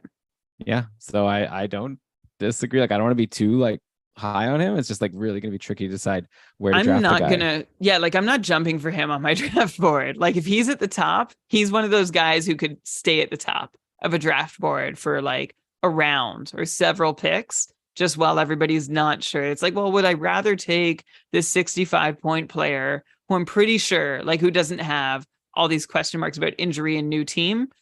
Like I could absolutely see preferring that trade-off on draft day than taking that swing with Pacioretty. Yeah. Well, one nice thing is we're having a lot of mock drafts going with our patrons, and Kevin always does an awesome job like aggregating the data. So we will be able to get a AV at least from the mock draft. I am curious to see where Pacioretty is going to be going.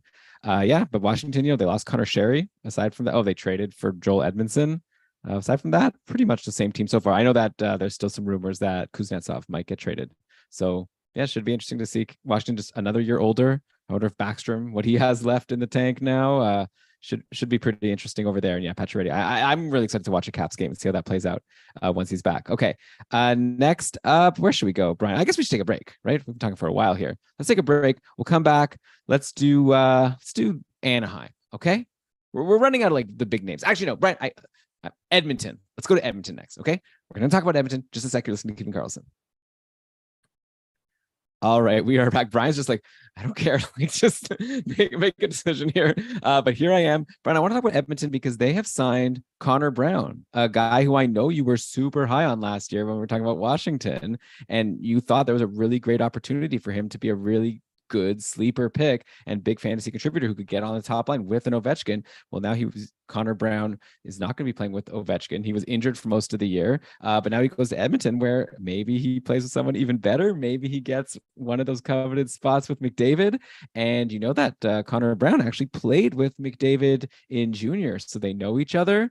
Maybe I'd imagine they'll at least be tried together. This is another guy like Pacioretty that's coming off an injury, so we don't even know if he's 100%. But Connor Brown was a guy that had some value in fantasy back when he was on the Sens. We were excited about him on Washington, so I don't see why we shouldn't be excited about him and on our radars, because you don't want to be caught off guard when he's skating in training camp, with McDavid and your league is already drafted and, someone else took him. Like, he's definitely someone. Until I'm told otherwise, I'm not leaving Connor Brown undrafted. It's just a question of what the chances are that he'll actually hit, but there's got to be a good chance here, right?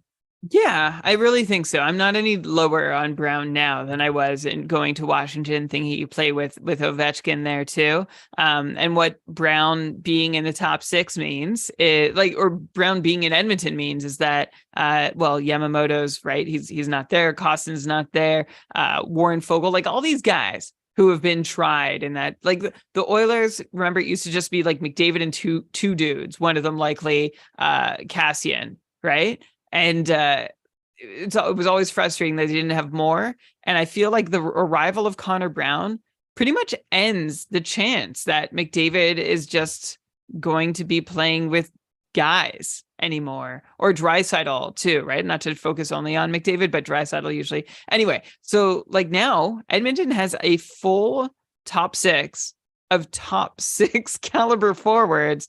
And like, this was a work in progress. And they have finally made it, I think, admitting and acknowledging that Yamamoto wasn't going to be able to fit that role was a big part of getting here. And I really like the Connor Brown signing for like nothing. He's making not even $1 million next year. So like, this seems to be like, this is where he wanted to go. Like, that's a very team-friendly contract. I have no idea what else was available to him, or well, apparently he has bonuses, like kind of like Pacioretty. Like he can make more if he plays games and stuff like that. Right. Well, I hope he plays games. And when he does, honestly, Elon, I'm with you. He is a guy that I also wouldn't be leaving undrafted. Because Connor Brown has had success before, not even just like alongside top end players, but even in Ottawa. Right. And this is like the Ottawa of the last like before they were really getting serious, as they were stopping to become like very unserious. Connor Brown basically started his career being like a middle to bottom six player in Toronto, not getting a lot of opportunity, really in a checking line role. And then when he came to Ottawa, he got to play in a top six role just because there was a lack of anyone else to do it. And he was like a 50-point player there, and he looked pretty good doing it. And he was someone that I hoped Ottawa would keep around for the reboot, like for what was to come, because he's could be a really great complementary top six player. And I still think that's what he is. So I would be like, this is like, how we're all always chasing McDavid and Draisaitl's line mates. And as they change, we change them. Well, this is an opportunity to, I think, end the chase. Like, this is it. It's Connor Brown. He's going to be in the top six. So you might have one chance to grab a McDavid or Draisaitl line mate late in the draft. And that's why I too, Elon, would not be leaving Connor Brown undrafted. Yeah, and it's like I'm looking at Cap Friendly right now. He's gonna make 3 point. Sorry, I just lost it. Let me see. Yeah, and I'm looking at Cap Friendly right now. Like his contract is actually, it looks like I'm seeing 3.225 mil if he plays 10 games. So it's not as if they're paying him nothing. It's just like if he's still injured, he doesn't play at all. I guess they didn't want to be on the hook. But I think if I'm reading it correctly on Cap Friendly, that's what I'm seeing. So yeah, they're paying him like a top sixer if he plays. And yeah, you're right, Brian. It's a pretty nice top six if you have McDavid, Draisaitl, Hyman, Kane, RNH. Yeah, I guess RNH could always go and play third line center again and annoy anyone who drafts him, hoping he'll repeat his 100-point pace season. And then they could put some random other guy in the top six instead. It's the Oilers. They'll try everything. But yeah, Brown definitely is worth the time we've put into him here. He might end up being one of the most like impactful signings in terms of like, I don't think he could have found a better spot in terms of his fantasy value. So that's Edmonton. Next up, how about we go to Vegas? They actually made an interesting signing. Last week, we talked about Jari going to the Penguins, or like rejoining the Penguins, but he was a UFA. He could have gone anywhere. And then Korpisalo, we were kind of comparing who took the bigger risk here. Like Vegas also has a goalie now who they've decided to pay big money. And that's, of course, their cup-winning goalie, Adin Hill, who they've brought back 2 years, $4.9 million. Adin Hill made himself so much money from that playoff run. Like he was barely in the league at times last season. And now he's making big money. Like, and the thing is though, I don't know is he even the starter on Vegas? Like once Logan Thompson is back healthy, like he was so good last year before he got hurt. So I don't know what this contract means in terms of Logan Thompson, but I'd imagine they're just going to go in as a tandem. My initial hunch is that Adin Hill is going to get overdrafted next year because like he had an amazing playoffs, but there's no chance he's going to be a volume starter as long as Logan Thompson is healthy, right? I would think so, Elon. I really would. I don't pretend, like I can't pretend to really know what Vegas's plan is in net. I think like re-signing Hill to 2 years was like, congratulations at 4.9, which is like, I think quite overpriced. But this is what you do. Like you reward if you want to. The thing with Vegas is they've always been like a really cutthroat franchise. Like think of all the pieces that come in, all the pieces that go out. They don't seem to really, get stuck on some of these like traditional conventional hockey principles of loyalty. And like, I'm not saying this tongue in cheek at all. It's like, no, if you want to win, you kind of have to be emotionless and just do your thing. And like, however people feel about it, people feel. And Adin Hill seems like a change of direction for Vegas that way. Yeah. But they also sent Riley Smith packing to make it happen. So it almost, what were you going to say? I was just saying it's like interesting because like, on one hand, I know you need to be cutthroat, but on the other hand, they have actually a rare opportunity that most cup winning teams don't have. They could kind of run back like the same team for the most part. I guess they had to get rid of Riley Smith, but aside from him, like they re-signed Barbashev. They've got Eichel, Marchessault, Stevenson, Stone, like, they've got Pietrangelo, Theodore, like, so why not just like, I feel like you almost owe it to the fans to say like, but I'm not saying that's what I think necessarily, but I could definitely see the vibe of just like, look, like this was a team that was good enough to win the cup.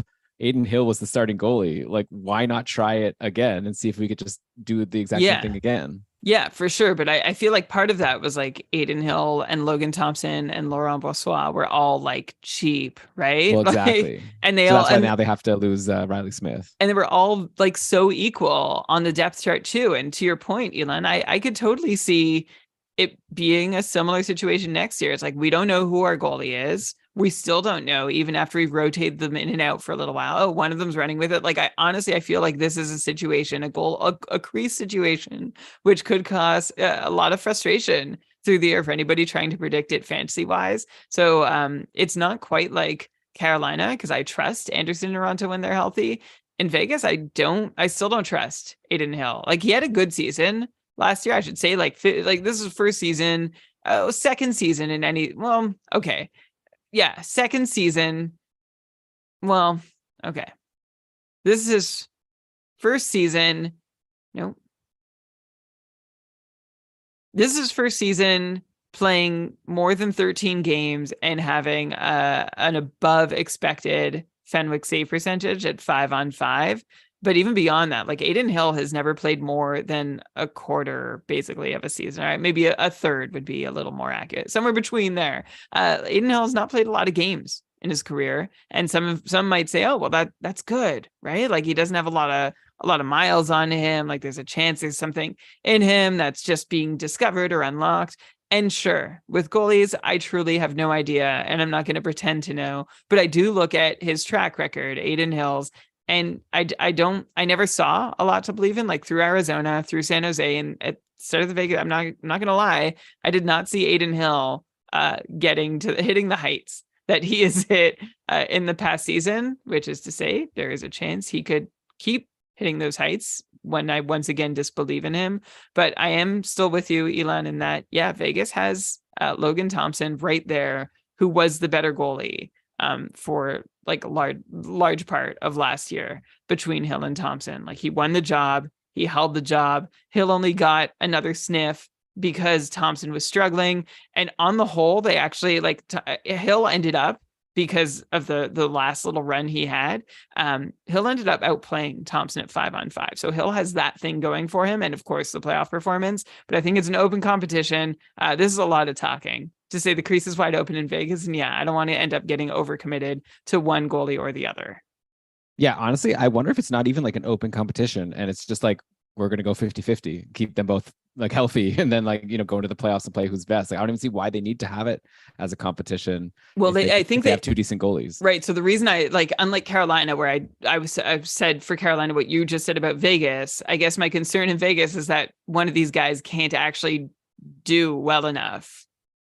And that's like Adin Hill. like so yeah, right. We'll see. Oh no, or it could be Logan Thompson either. Like, I don't know, but I would say it's an open competition to not lose the job, and for sure they could end up trading back and forth. But if one of them is consistently blowing it, then I think they just end up losing starts. I'm just not sure which one that might be.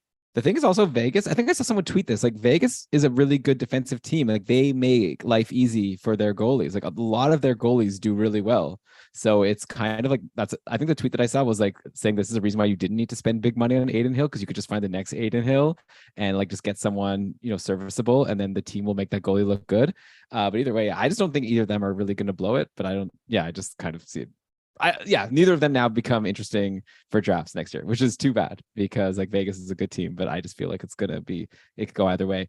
One guy though that I'm very interested in, that I wonder how far he'll fall, is Barbashev. Okay, because he just signed a 5-year, $5 million extension with Vegas, and like, he overall like didn't have a very exciting season. If you look at the total numbers with St. Louis, he only had 29 points in 59 games, but he came to Vegas, 16 points in 23 games in the regular season, and then followed that up with 18 points in 22 games in the playoffs. Barbashev was playing on the top line with Eichel and Marchessault. Like, why wouldn't he get the same deployment and put up similar numbers? Like, I feel like we've got a 60-ish point guy. Plus, if you're in a multi-category league, Barbashev hits a lot. Like, he is a very big hitter. Last year, he had 182 hits on the season. And I think he's going to get 60-ish points. Like, I don't see why he won't be on the top. I guess like lines can change, you never know, but it seemed like it worked really well last year. So I think he's someone that definitely could be a fun sleeper. And I'd put him in a similar category as like a Connor Brown, as someone that I'm pretty excited about. I'm curious to see how far he's going to fall. Yeah. I guess I'll go with that. I like your comparison between Barbashev and Brown, and it's somebody I'm interested in. I guess my concern with Barbashev is, like, last year, at 5-on-5 in the regular season, and really on the power play too. Like he had a little more success, but not substantially. He basically did what he's been doing in St. Louis. And in St. Louis, Barbashev has only been interesting to us in these short bursts of unsustainable production. And I think that's what we saw in the playoffs from Barbashev, who was shooting 21% through the playoffs, which is in contrast to his usual, like last season, he shot 12 or 13%. He's actually a funny guy that he's been like above 15% enough times to think, okay, maybe this could continue.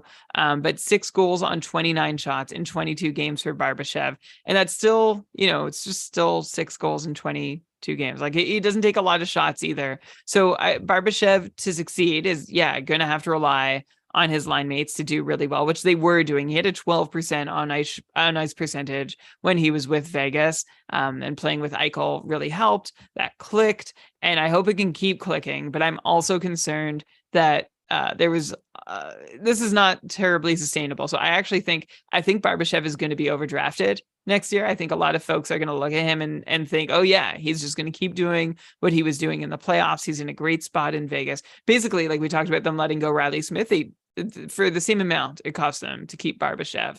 But I would rather take Connor Brown. And if I had to guess, Elon, tell me if I'm wrong, but Connor Brown will be available later than Barbashev in drafts. Yeah. I mean, I guess depending on when you have your fantasy draft, and if Connor Brown has been skating and doing well in preseason, with McDavid, then obviously things will change. Yeah, but I'm with you. Yeah, I guess I'll also add, for anyone like screaming at their phones, yes, I acknowledge that this is the first time Barbashev could be looking at sustained top line deployment. All right, I get that. I'm just still not sold that he's a big enough producer to really, really lock it in. Like I honestly, Elon, I could see him having a similar-ish season to Riley Smith last year, right? Who was great in some circumstances and not so great in others. But Barbashev, for the large part of his career, has been, at best, large part of his career hasn't been close to a 60-point player. That's his high watermark. And Riley Smith has been sort of consistently a 60-point player. So I think if you're hoping for anything from Barbashev, it's that he can get to that Riley Smith 60-point pace mark. And I think it might be more likely that he finds himself closer to 50. Okay, yeah. So if you're saying that you think people are going to be like overdrafting him based on what he did, then yeah, I'm not reaching for him, but I think there is a decent chance that he could stick on that top line. So I think we're basically on the same page here. Yeah, and if you're saying that he overperformed in the playoffs, like had some shooting luck, then obviously we can't expect that to last all season. Okay, so how about we switch to a guy who's had over a 60-point pace for the last 20 years, 15 years over on the Rangers in now Blake Wheeler.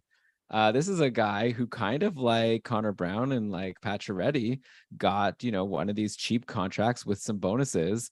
And I'm really curious to see what Wheeler has left now going to New York. Because last year, I know, he's older. He's 36. I mean, just looking at the numbers, I'm seeing 55 points in 72 games. That's a 63-point pace. And I know he was really up and down for that. Like he had really cold stretches.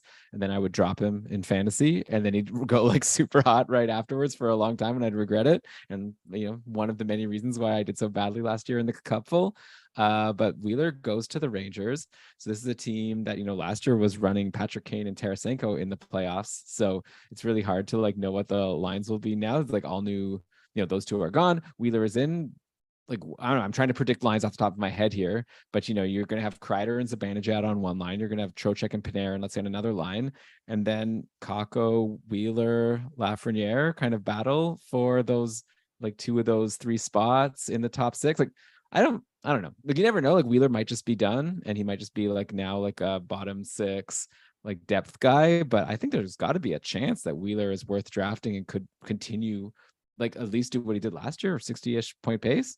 Yeah, I don't think Blake Wheeler's done. And this is coming from someone who has previously said, I think Blake Wheeler might be done. I saw enough last year to be convinced that Blake Wheeler has still got it, even though I had been concerned about some signs of modest decline, reasonable decline, age-related decline. Blake Wheeler's going to be entering his age 37 season.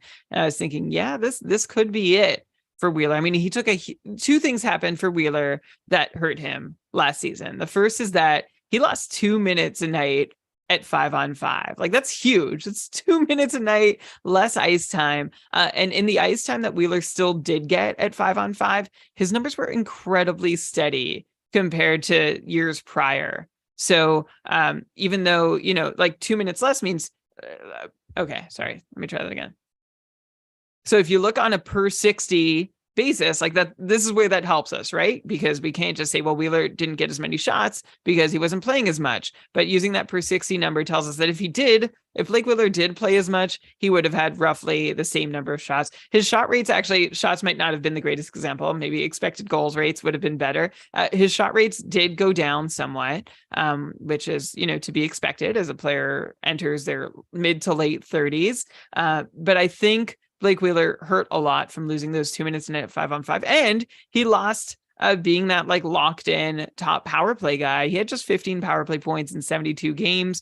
For reference, he had 20 power play points in 65 games the year prior, 15 power play points in 50 games the year before that. So Wheeler has been somebody who has generally done very well for himself on the power play, lost that role in Winnipeg, and still had a 63-point pace. So for me, I'm curious to see if he can wiggle his way onto the top power play unit. I guess past Vincent Trocheck would be the way to do it. And I'm not convinced he can do that. But even if he can't, I think Wheeler still could pull off, if he's somewhere in that top 6, another 60-point season. And he could do even better than that with some power play time. I'm not expecting all the shots to come back. Like he used to be like a 2.5 shot per game kind of guy. Last year he was sub 2, but that was partially ice time related. Without top power play, I think maybe he hovers around that 2 shots per game mark. But Elon, I agree with what you're saying. He's not, I don't think he's washed. I don't think he's someone you give up on. I think you draft him and you hope that he still gets good enough deployment and has enough left in the tank to show up, because by the numbers, it looks like Blake Wheeler does. Yeah, so there's a lot of guys here we've been talking about recently that like could be value picks in your drafts. Like just don't like go into your draft and like draft all of like Wheeler, Barbashev, like Connor Brown, Pacioretty, like, take a shot on a couple of them and hope they work out. Yeah, manage your risk. I remember John Reed, friend of the show, when we were in the same cupful division, he had a draft where like every guy was a risk, a calculated risk, but like there was no solid ground on his roster. So that is part of terribly. Like, it went awful for him, and like he knew it. Like within 2 months he's like, yes, I see where I went wrong. So like it's a really great draft day tip actually to keep in mind the roster you're building, how many dependable guys do you have, how many flags do you have, and making sure that you're not taking on too. I mean, if you need to swing for the fences, depending on if it's a keeper, a dynasty, or whatever, and this is your situation, then go ahead and swing. But like in the cupful, for example, you want, a solid group of dependable players, and then you want your risks, but you can't, you need, it's a balance. It's a careful balance. And of course, it's your managerial preference, how you manage that balance. And that's one of the keys to success in a lot of fantasy leagues. But yeah, knowing who you've got on your roster could be instructive. Who you've already drafted could be instructive for who you should draft next. Yeah, I liked what we did back when we used to do our almanac. We came up with our projections. Remember, we had for each team, we were each able to give out like 1 star to represent the projection that we're like least confident in. And then I feel like that was something people could use then to like be like, keep track of how many starred players you've drafted, because that's like Wheeler, like if I could come up with a projection, it's going to be a number. I'll say like 55 points I think Wheeler's going to get. But like I could see it being 40 and I could see it being like 65. It's very hard to predict what he's going to do. By the way, the Rangers signed Jonathan Quick to be their backup. So that means I think Igor Shesterkin is going to play a lot this year. I think right now Shesterkin is my front runner to lead the league in games played for goalies, because like it's normally like Hellebuck or Saros, but honestly, like Winnipeg got Brossoit, who's shown to be pretty decent if he's healthy. Nashville, I mean, I still like Lankinen. I think he's okay. Okay, maybe it'll be between Saros and Shesterkin, but I don't have much faith in Jonathan Quick. That's an interesting signing to me. Why would you?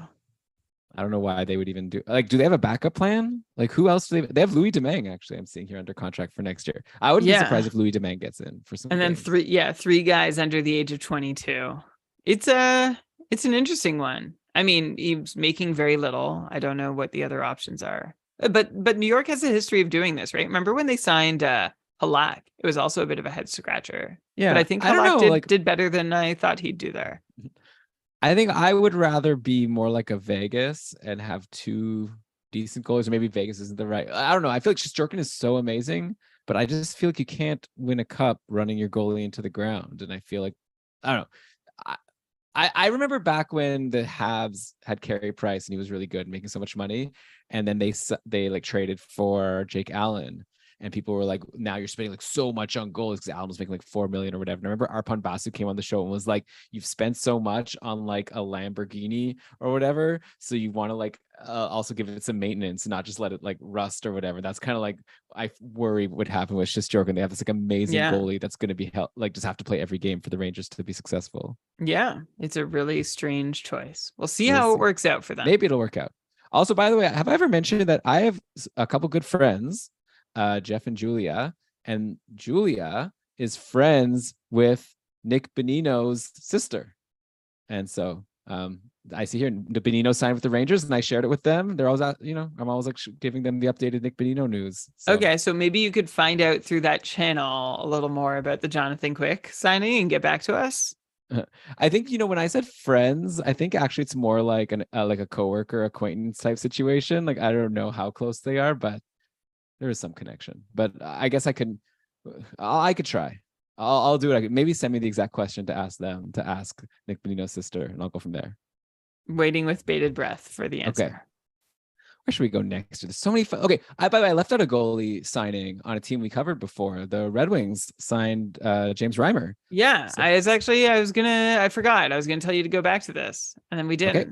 But now we are. We're on the same page, Brian. This is why you do what you do. This is why we're co-hosts. Yeah. So Reimer, and the reason I was going to bring it up, and I assume same for you, is because like it's really kind of interesting, right? Because Husso, after that huge year in St. Louis, came to Detroit and was not the goalie they thought he'd be. And that was after Detroit had also tried with Alex Nedeljkovic too. And now James Reimer's coming in off basically by expected Fenwick save percentage, the worst season of his career. Like James Reimer seems cooked. He seems done. And this is, this doesn't seem... He's been on such a bad team. Okay, so right. So this is it. You could say this is a San Jose thing.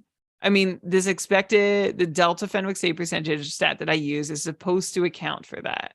It's supposed to help control. But how can it can't control for the mental toll it takes to play on such a terrible team? That's it. But I can tell you, like, Reimer seems to play about as well. Like, if you're hoping he'll do well in Detroit, he seems to play about as well as the teams he plays for. Like, had a couple awful years in Florida, then had a couple good years in Carolina as a backup, and then had a couple awful years in San Jose.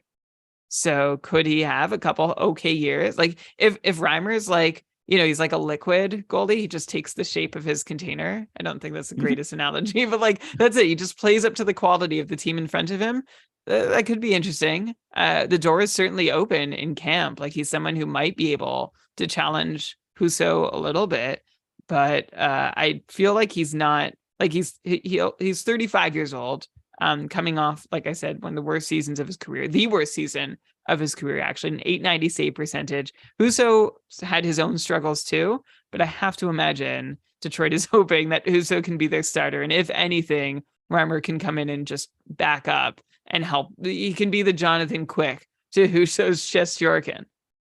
Yeah, well, I have a lot more faith in Shesterkin there, obviously. So yeah, it'll be interesting. Anyways, Detroit looks like they could be better next year. So I don't know. Don't forget that Reimer's there. A good spot start potentially, maybe not. I don't know.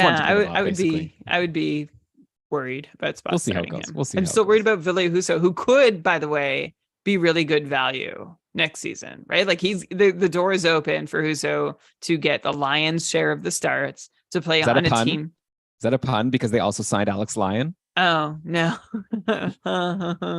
Yeah, actually, that's a good point. So, like, I don't know, does Alex Lyon even have a chance at, like, if someone's going to steal starts from Husso, I would think Alex Lyon has the better opportunity. Love Alex Lyon. I mean, I think that they signed Reimer to be the backup and Lyon to be in the minors. But obviously, if things go badly, like a training camp or at the start of the year, they could always waive Reimer and call up Alex Lyon. But I think the plan, they didn't sign Reimer for 1.5 mil to like not have him be the backup. I don't think Lions Yeah. less than $1 million. Yeah, probably not. I guess We'll that see. speaks to my faith in James Reimer. Also, do you know Alex Lyon's middle name is Augustus? Very cool. But he was born in December. Go figure. Okay. So we talked about Winnipeg. We talked about Blake Wheeler leaving Winnipeg. He was waived, by the way, which was surprising. Like I didn't think it was that bad, but I guess Winnipeg decided to waive him. He had 1 year left on his contract. Winnipeg decided no thanks. We also talked about Winnipeg last week and how they traded Pierre-Luc Dubois, though I think we pretty much just spent the time talking about LA and what they're getting in Dubois. We never really covered how Winnipeg looks, getting Alex Iafallo, Rasmus Kupari, Gabe Vilardi. And now that they've lost Blake Wheeler, like the Jets kind of have a new look, top 6, top 9. Like I'm curious to get your take on how this will go and if any of these new players coming from LA have a shot to do something, be like one of these, Connor Brown types we've talked about before who might be going to a really good situation. Like I look at the players who are like guaranteed in the top 6 next year on Winnipeg. I see obviously Scheifele, Connor, Ehlers, maybe Cole Perfetti, like he was there when he was healthy last year. There's still like a couple open spots. So I guess Nino Niederreiter. I think you're a fan of Niederreiter. Maybe you'll say he's like a lock for the top 6. I think it's maybe more top 9 lock. But yeah, Vilardi had some good runs last year. He's pretty young, only 23. Iafallo's always been solid. I guess Kupari is not really much of anything. But yeah, what do you think about is there any of these newcomers to Winnipeg exciting? It sounds like no.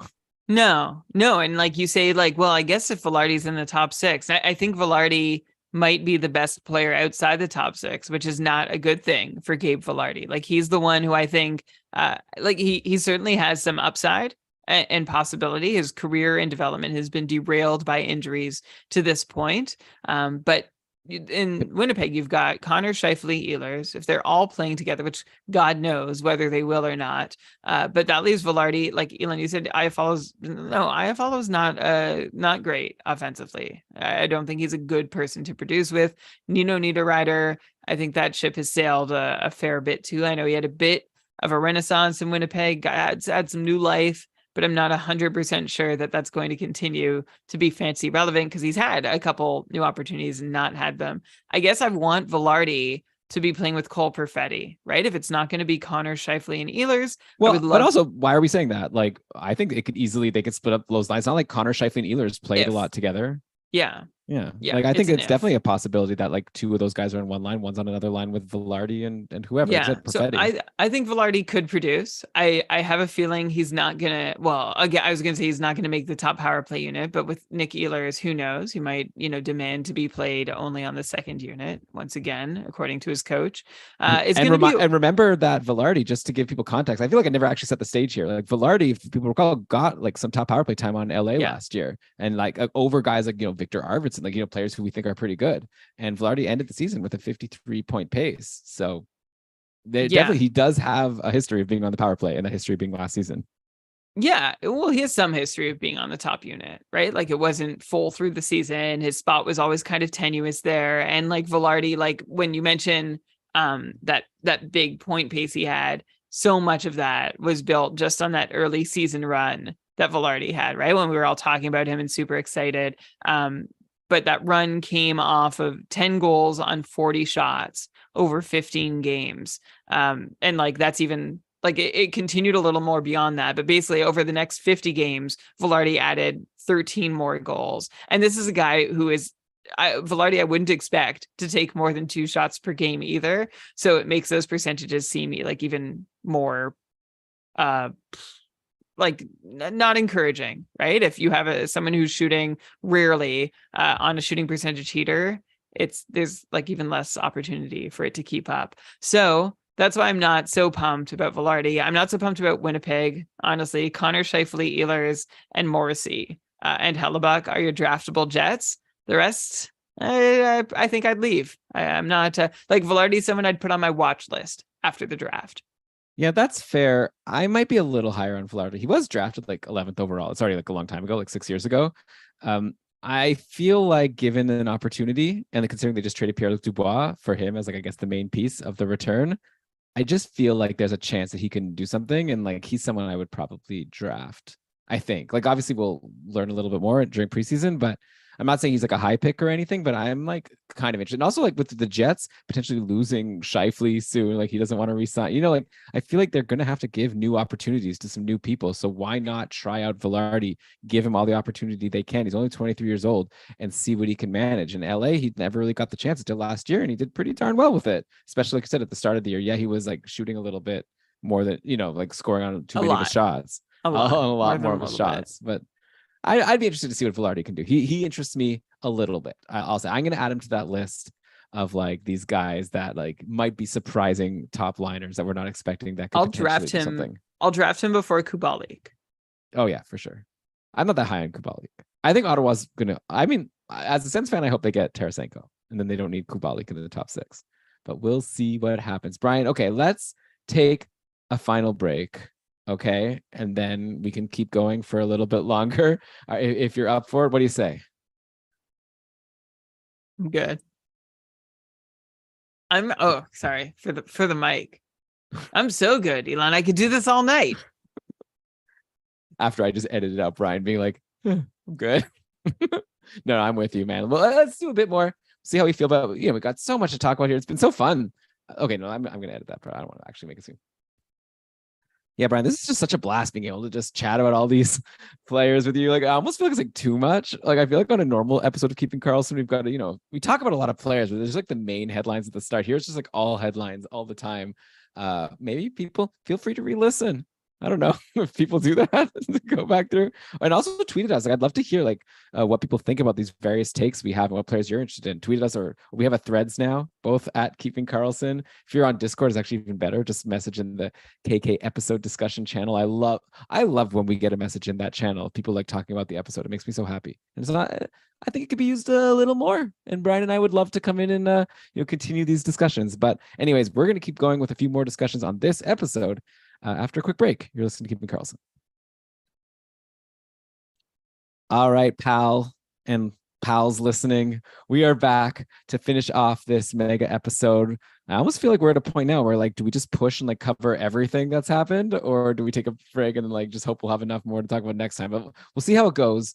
Let's go next. I actually wanted to quickly go to Columbus, Brian. They didn't really make a big signing, but I talked about this with Peter Harling, and I want to get your take. Like, Adam Fantilli has announced like he's going to play for the team. Right? He signed a contract. He could have gone back to college. This is the guy who was drafted 3rd overall. A lot of people thought he should have been 2nd overall. I know you're not a big prospects guy, but like just looking at the opportunity here, like Fantilli is like a super high pedigree guy, maybe like a guy who would have gone 1st overall in a lot of previous drafts. I feel like he's like maybe overshadowed by some people by Bedard, and everyone's excited about when they're going to draft Bedard. But Fantilli could be playing with like Laine and Gaudreau. Like there's potential for great linemates. Like Columbus does not have a lot of centermen. It's been like Boone Jenner, Jack Roslovic as like the types of guys getting top center spot. These are not that's not the role that these guys are meant to be playing. I don't think Fantilli's gonna be a top line center at some point on this team. It's just a matter of when. He's like super young, only 18, of course. But like, how interested are you in a Fantilli compared to some of these other guys that we're excited about in new opportunities? Yeah, I mean, so let's make the assumption that he makes the team out of camp and it's not just looking like a 9-game tryout. I think there's a lot of really curious talent, which all makes for a big, interesting situation with Mike Babcock coming back into the NHL with this job to coach. And I honestly, I'm not sure how I feel about. I mean, I know how I feel about that from like a emotional, social perspective, but from like a hockey perspective, I also don't know how I feel about Mike Babcock coming in and like basically shaping this young team.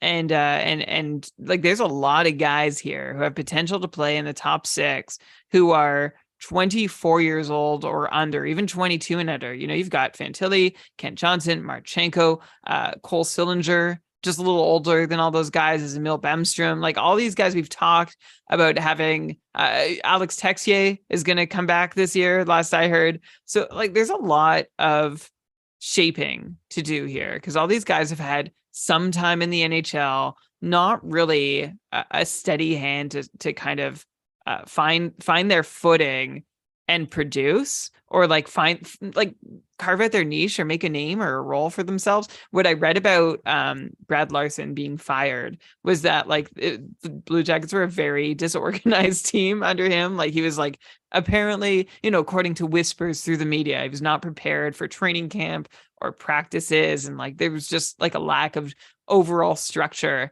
for the team. So I think you're asking about Adam Fantilli, and I think there's opportunity here for sure. I mean, we don't know.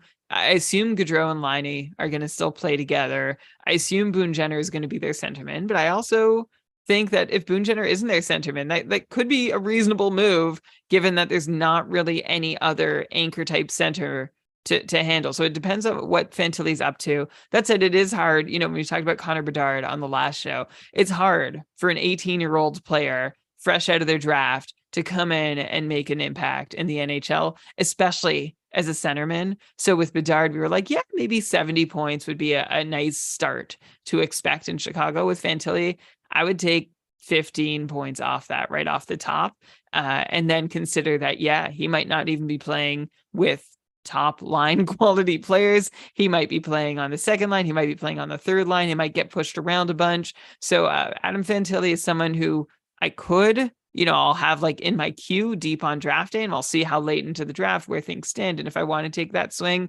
But he's not someone that I foresee being rosterable all throughout the next year. Yeah, here's a comparison I'm going to throw at you, Brian, just for fun. And I'm not saying they're like the same type of player or anything, but I feel like a guy going into a similar situation. I'm thinking like Nico Hischier when he was drafted first overall, and he was right away like put into a pretty like prominent role on New Jersey because they didn't have a ton of talent there, and Hischier was able to put up 52 points in 82 games. I feel like I could see something similar. So I was going to throw that out there. I was like, that's my over under is like the 52 of Hischier's rookie season. Yeah, I think that's a really good comparison. Like playing on a team where like the surrounding pieces might not be ready for him, and a team that is just on the outset of recovering from a rebuild and some lean years where they might be starting to try and find their new identity. And I really like that comparison. Good job. But by the way, I'm looking now at who Hischier's most common line mates were that year. Taylor Hall and Jesper Bratt. Oh, not too bad. Probably similar to Gaudreau and Patrick Laine. Probably, but I think I don't know. What how likely do you think it is that Fantilli is going to be playing with Gaudreau and Laine? I think that, like, he'll have a shot there. Babcock, I don't know. The lines could change a bunch of times. I don't see why he shouldn't get a shot unless he's like really not ready. So it's likely he gets a shot, but we have no idea. Like I could see him playing 3 games for Babcock. Like I honestly, this coaching situation is a total wild card. I don't know whether Babcock is going to be like excited and like generous with opportunities for young players, or is going to be, a real hardliner. And if you're not, even though you're 18 and you're the future, if you're not doing things the right way, we're going to put you on the 4th line. Yeah, I'm not a prospects guy. I'm really thrown by this draft class because everyone is saying that like the top 3 picks are all guys that would have gone first in a lot of drafts. So I feel like I need to compare these guys to other first overall picks. So I feel like this is like a really awesome guy that just like everyone's been talking about Bedard. So we'll see. Actually, Andy's bringing up a good comparable, maybe like Matty Beniers last year, right? Also like kind of on a team where even though he was a rookie, he was given a pretty prominent role. Wasn't guaranteed it, but was able to earn it. He had 58 points or 57 points. So maybe 52 to 57. I could see that being something to expect from Fantilli. I don't know if I'd be expecting more than the 57 that Beniers put up, but agree. I think that would be the high end of what I'd expect. And Beniers was like in a really solid top 9. I mean, he had very consistent line mates all the way through, but like that was a team that had like the Kraken had their stuff together this past year. They had a system, they had a plan, they seemed to make it work. And Columbus is like just a bunch of loose change right now. All right, so Brian, another guy that you've been a big fan of for a long time, another center. Let's go to St. Louis and talk about Kevin Hayes, who, had some good years in Philly. Last year, there were stretches where he was looking really good. Hayes started the season last year. I don't know if people remember, 22 points in his first 22 games for Philly, and then like 15 points in his next 20. So like not terrible, but not as good. And then just it really fell off. Only 5 points in Hayes' last 20 games. So I know he and Tortorella had some issues. Like Tortorella, you just have to say the word Tortorella. It's like enough said about like why it was a weird season for Kevin Hayes. Anyways, he's going to St. Louis for like just a sixth, and like Philly is a cap dump, right? And Philly is paying 50% of the salary. And now Kevin Hayes, only 31 years old. Like I feel like he's been around forever, but like he's not so old. I don't know like how he is in terms of his body, like after injuries or whatever. But well, how do you think things are going to go for Kevin Hayes in this new situation on the Blues? Like he's going to have, probably Rob Thomas playing on the top line. And is it possible that we could have Kevin Hayes as like the center of the second line? Like if I look at the depth charts here on Cap Friendly, maybe like well, he it's could like play with like Buchnevich. Yeah, you have Hayes and Shen, Braden Shen, right, centering the other lines, like that, not the top line.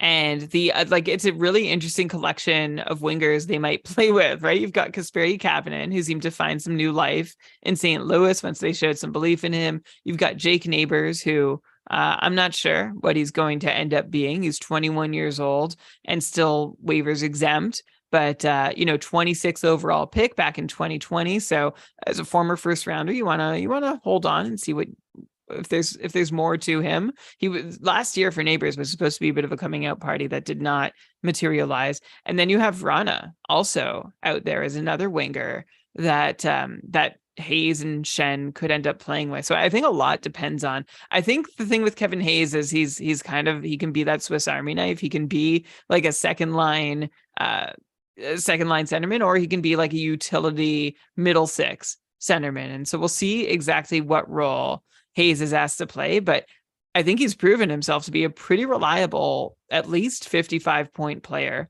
over the last couple seasons. I know last season, some of that came thanks to some power play deployment that we're not sure he's going to see in St. Louis the same way he saw in Philadelphia. But I think Hayes, you start at 55 points. If he gets power play deployment, it's more, but also if he has some good line mates, that could also go well for him. So I'm curious, and I'm interested in Kevin Hayes. We have Andy in the chat saying Hayes is going to be a steal. I think he's a really capable, competent player. Last year was a bit of a down year for him, but Hayes only shot 6% at 5-on-5, which is pretty unreasonable.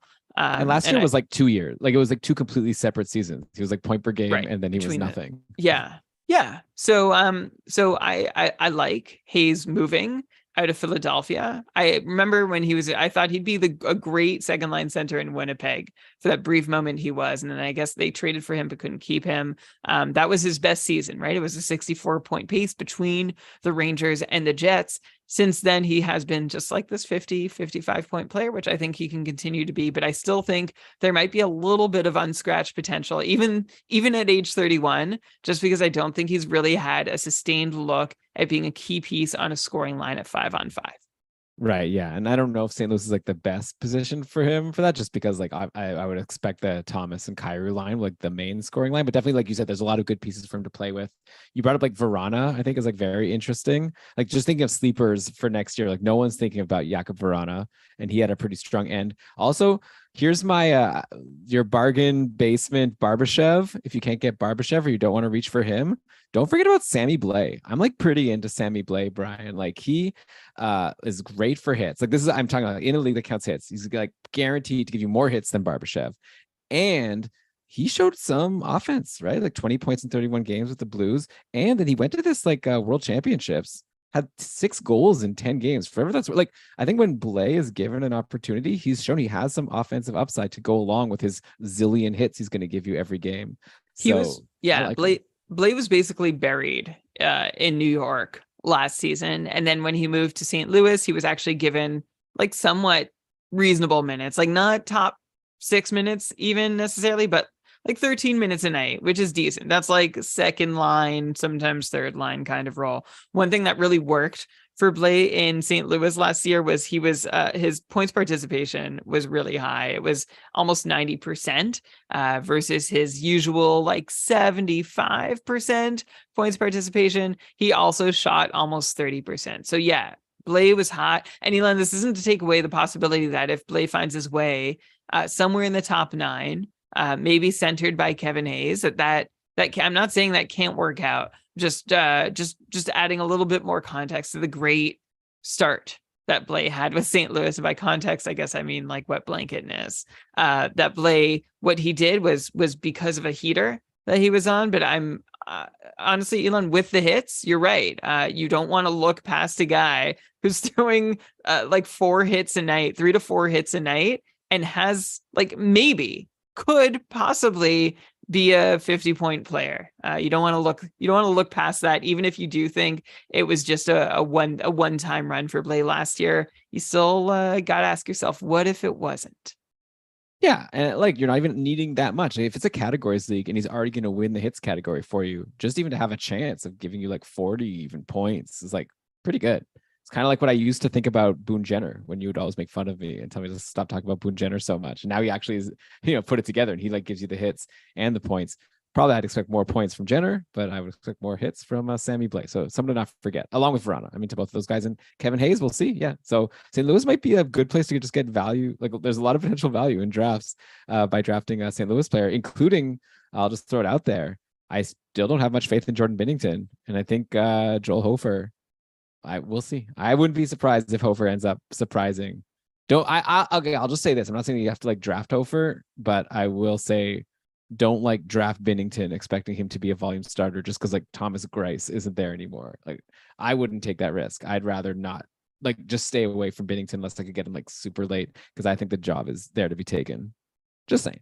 What do I know? It's goalies. Who knows? I agree. And like the Blues, I think would be thrilled to be able to move on from Jordan Binnington, right? And leave his tantrums and whatever behind. The problem is that they owe him $6 million a year for the next 4 seasons. But so I honestly, I think that's one reason the Blues might not want to move on from him completely. Like play well enough so that another team is interested at like a certain percentage of the salary. But Elon, I'm with you. I had Jordan Binnington last season. It was not a fun experience. There were moments, right. The things that he teases, right? It's like, oh, wow, Binnington's back. Like, this is it. And like, it's enough to make you think that he is back and doing well. And then he just explodes and does terribly. And then you have like on, off, like he's inconsistent in so many different ways. Like there's so many, like we have all our patterns of inconsistency that we recognize. Binnington does them all, which is really frustrating.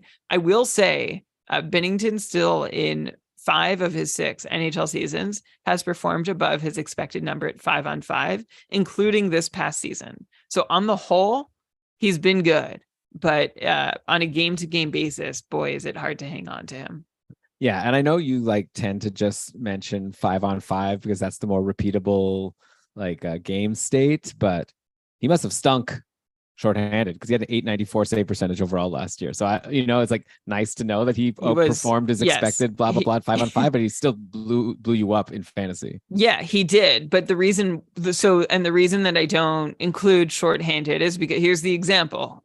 This past season, all right, he was expected to have an 898 Fenwick save percentage, had an 835. All right, so that's hang on, let me just put this. No, sorry. I'll start that piece again.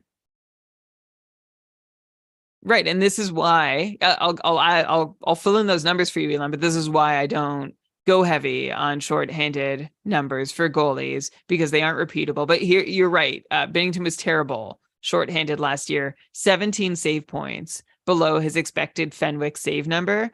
But last year, 2 seasons ago, he was 2 save points above it. The season before, he was playing almost exactly at it. So like it's a really, really variable number. And just because Binnington has had a bad year in that respect does not mean he's about to have another bad one. So I would actually say small sample, like in this small sample that's not repeatable, he was terrible. And in the big sample that is repeatable, he was good. So that's actually reason for me to say that maybe I should be a little more interested in Binnington. He also had a 901 the year before, eh? Talking myself into it already. Yeah. Well, the year before was his only season where he performed under his expected Fenwick save percentage at 5-on-5. I can make a lot of excuses for this guy, even though he seems like an awful, just like a complete basket case. Thing is, like, even if you say that like the bigger sample size at even strength is the more repeatable number, it's still goalies. So that's the thing. It's like we try to like have something to say because we're doing a podcast and we're trying to predict how players are going to go, but we always just start our goalie episode every year by saying none of this is predictable. And we do more goalies board every year, and you tell me the expected Fenwick save percentage at 5-on-5 for a player, and that's why this player is good or bad. And then half the time it's like changes the next year anyways, even though it's supposed to be more repeatable. So who knows? I just think Bennington sucks. So I, for what it's worth. Next up, how about Florida? They did some interesting things. And so I guess, first of all, if you look at who they lost, Anthony Duclair, they traded him away for Stephen Lawrence coming from the Sharks, who I don't imagine is a big piece. I assume this was more just getting rid of the Duclair contract. And then to replace him, Evan Rodriguez comes in on a 4-year deal, $3 million per year. So I think right away, that makes me kind of interested in Evan Rodriguez because he's coming off a year where he had some really good stints or like stretches in Colorado when he was getting good deployment. And I don't see why we can't potentially expect Rodriguez to get similar deployment on the Panthers. There's an opening now on this line with Barkov and Verhaeghe. And maybe it can be Evan Rodriguez. So just add him to the list of guys. Kind of, I'll put him in the same conversation for me, anyways. Is like Gabe Vilardi, like someone who might just end up getting a decent roster spot and might surprise us. Don't forget that he's around on the Panthers. Like, obviously, give me Verhaeghe, Barkov, like Matthew Tkachuk, of course, Reinhart, probably Bennett. There's a lot of players on Florida that are appealing, but I think Rodriguez could be good. Yeah, I'm interested in whoever that sixth piece is in the top six. You named a bunch of Verhaeghe, Barkov, Tkachuk, Bennett, Reinhart. Whoever the last one in is, I'm interested. So yeah, you've got Evan Rodriguez and Tom Lundell. Remember, we thought that maybe he would slide into one of these positions at some point. I don't get the sense he's about to. There were opportunities last year. They were not given to him. So I'm going to guess that they'll continue. I mean, he's still only 21, 12th overall pick back in 2020. So like there's still a chance that Lundell becomes more than what we've seen so far, but maybe in the short term, we don't expect to see him up in that top six because I think actually Florida liked him in that role of playing that third line kind of checking role and still have a bit of a scoring threat, but he hasn't been someone who can really step in and make a meaningful impact on those top six. And Evan Rodriguez through his career has shown that he can do that whenever he's given the opportunity, but he can also do the third line thing as well. So it'll be interesting to see how that shakes out. But Elon, I'm with you. Evan Rodriguez out of camp. I'll be watching to see what lines he's on. Yeah, and then maybe even more interesting is on defense for Florida because the news has been out like Ekblad and Montour are both going to miss the start of the season. So if you're in a head-to-head league where you just want to like, usually by the end of your fantasy draft, I think like your last 3 or 4 picks should basically be your first streams, like for the first couple weeks of the season, right? And try to nail down, make sure you get a lot of games played. I haven't looked actually at what Florida's schedule is. I actually do have, I did update my tools sheet here, keepingkarlsson.com/tools. Let me actually go to it now. Go to week 1 of the season. I'm just curious to see Florida here. Florida, only twice, Thursday and Saturday. Well, that's not too exciting. But anyway, all that to say that there's going to be potentially some defensemen on Florida who have short-term value while Ekblad and Montour are gone, because we've just mentioned all those awesome forwards. Someone's going to be the defenseman on that power play. One option is Oliver Ekman-Larsson, who was bought out by Vancouver. And they're going to be paying Oliver Ekman-Larsson for a very long time. But in the meantime, Florida is only going to be paying him right now for 1 year, $2.25 million, which is not nothing. So obviously Ekman-Larsson isn't what he used to be back when he was on Arizona, but obviously Florida sees something in him to give him a 1-year deal. And maybe, I don't know, like who's the competition, right? To run the top power play. I guess Gustav Forsling, I guess would be the next best option. So one of those two guys is potentially going to be on that top power play. I don't even know for how long. Like, I don't think we've gotten updates yet, but if Ekblad and Montour miss like a month, that's a really sweet spot to be in. Yeah, it is. I'm just not sure who can capitalize from there. Like, I really I'm going to guess Forsling. I think Forsling has a better chance than right. So I was leading into being like, I don't think it's Ekman-Larsson. He hasn't shown that he can run a power play at really any point. And I think the Panthers would be happy if he could just run their second unit. And maybe he is there partially to cover for the first chunk of the season, even though I don't think it's like that important. Like the Panthers have enough talent up front. I don't think they need like a top end, like a dedicated power play 1 quarterback, which Oliver Ekman-Larsson isn't even. So sure, maybe they'll try him there. I'm sure they'd love for that to work. But Elon, I'm with you. I see Forsling as the more likely option and a good sneaky late round pick in your drafts for anyone who like if you're in a league where folks don't really realize that Ekblad and Montour are out for a bit, or even if they do and they just don't want to invest, Forsling is a nice late bet you can make. Okay, then on the other side of that Panthers Sharks trade, so the Sharks get Anthony Duclair, someone that a lot of people were drafting and stashing, just like we've recommended people do with Pacioretty this year, saying like, you know, once he does play, he missed a lot of last season, but then the idea was he'll come back and play on the top line, and he did, but he still didn't produce that much. Only 9 points in 20 games, only 11 points in 20 playoff games. So Duclair, not a big impact. Now he goes to the Sharks, where seems like he should he'll probably get a top 6 spot. I don't see why not. Like, again, like this is a team like you've got Hurdle and you've got Couture, and I don't know. Is that it? Like in terms of like the guaranteed top 6 guys, then you've got Barabanov did well there.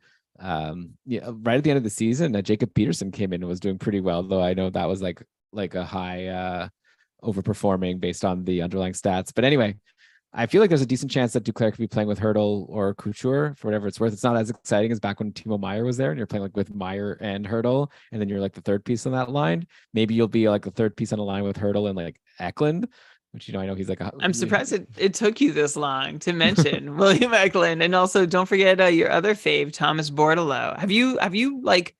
Have your expectations dropped on these guys? Because last year at this time you were pumped for them and you were like, these guys could be draftable and could be really good to be playing with.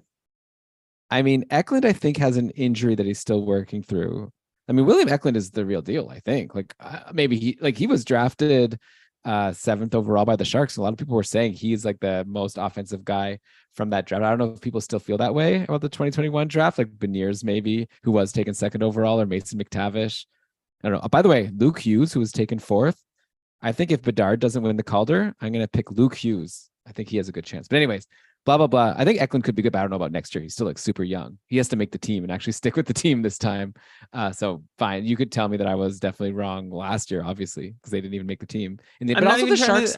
I wasn't even trying to say that. I was just trying to get like your new take. Because last year you would have like William Eklund would have been a headliner of this group. Well, like last year was so surprising. Like Mike Greer took over. I don't know if it was his decision or not, but like they didn't like bring those guys up. Like they didn't make the team. Like I guess the Sharks just decided they were going to let their prospects, develop, and they like were playing their Luke Kunins and whoever they signed, like Oscar Lindblom. Like they were going for like the more veteran team last year, I guess, trying to tank. They get themselves Will Smith, who's supposed to be another like super high end guy that maybe could have gone a lot higher, and even other drafts he fell to 4th here. I don't know, Brian. I just wanted to ask about Anthony Duclair, but my answer is I don't think he's going to be anything special.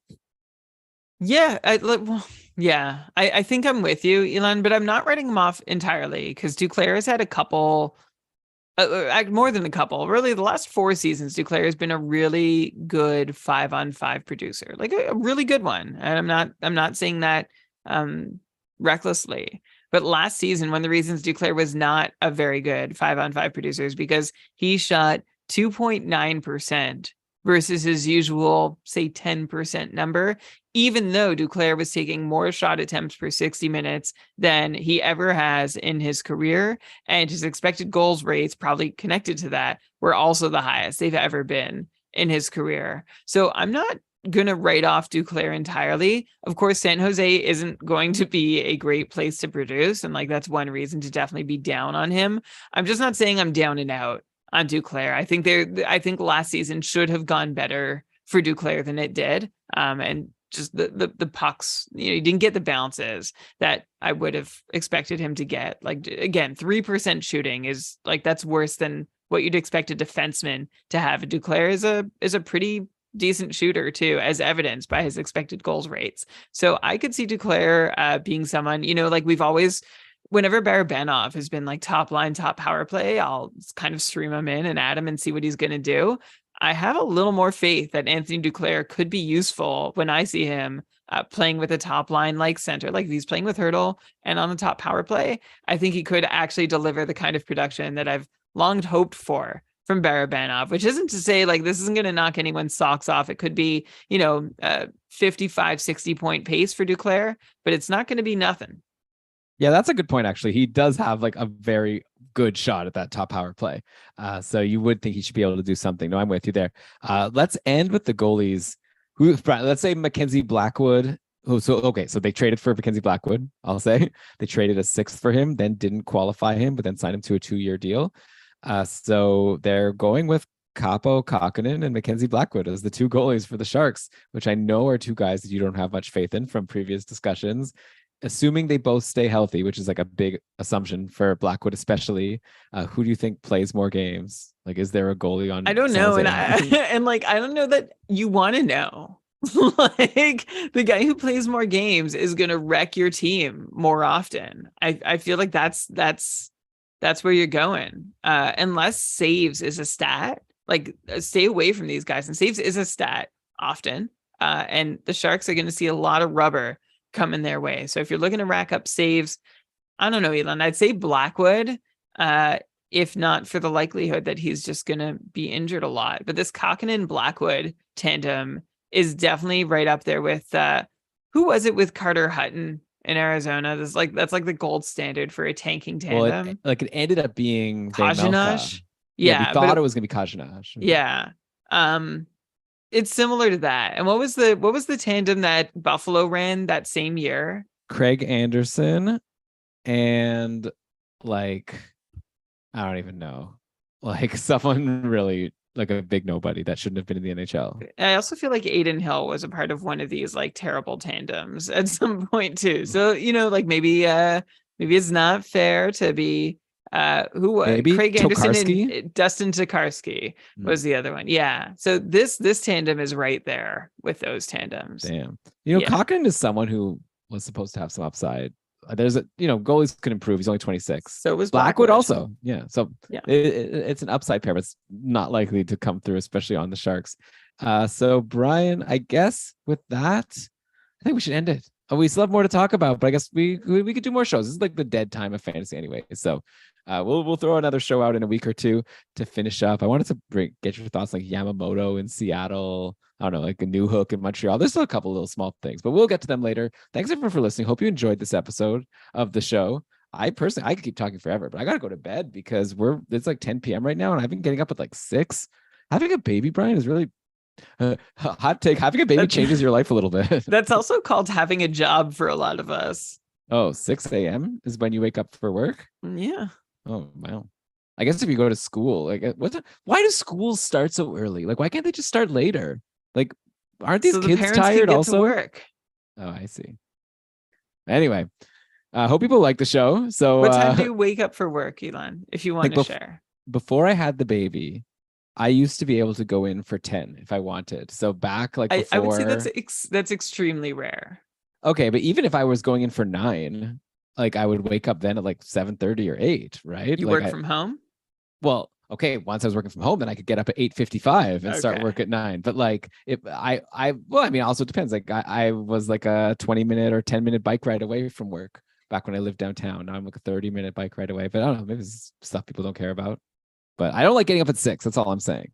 It's very tiring. That's why I have to go to bed, which means we have to end the show, which is why I'm going to say that I would love to get your feedback here.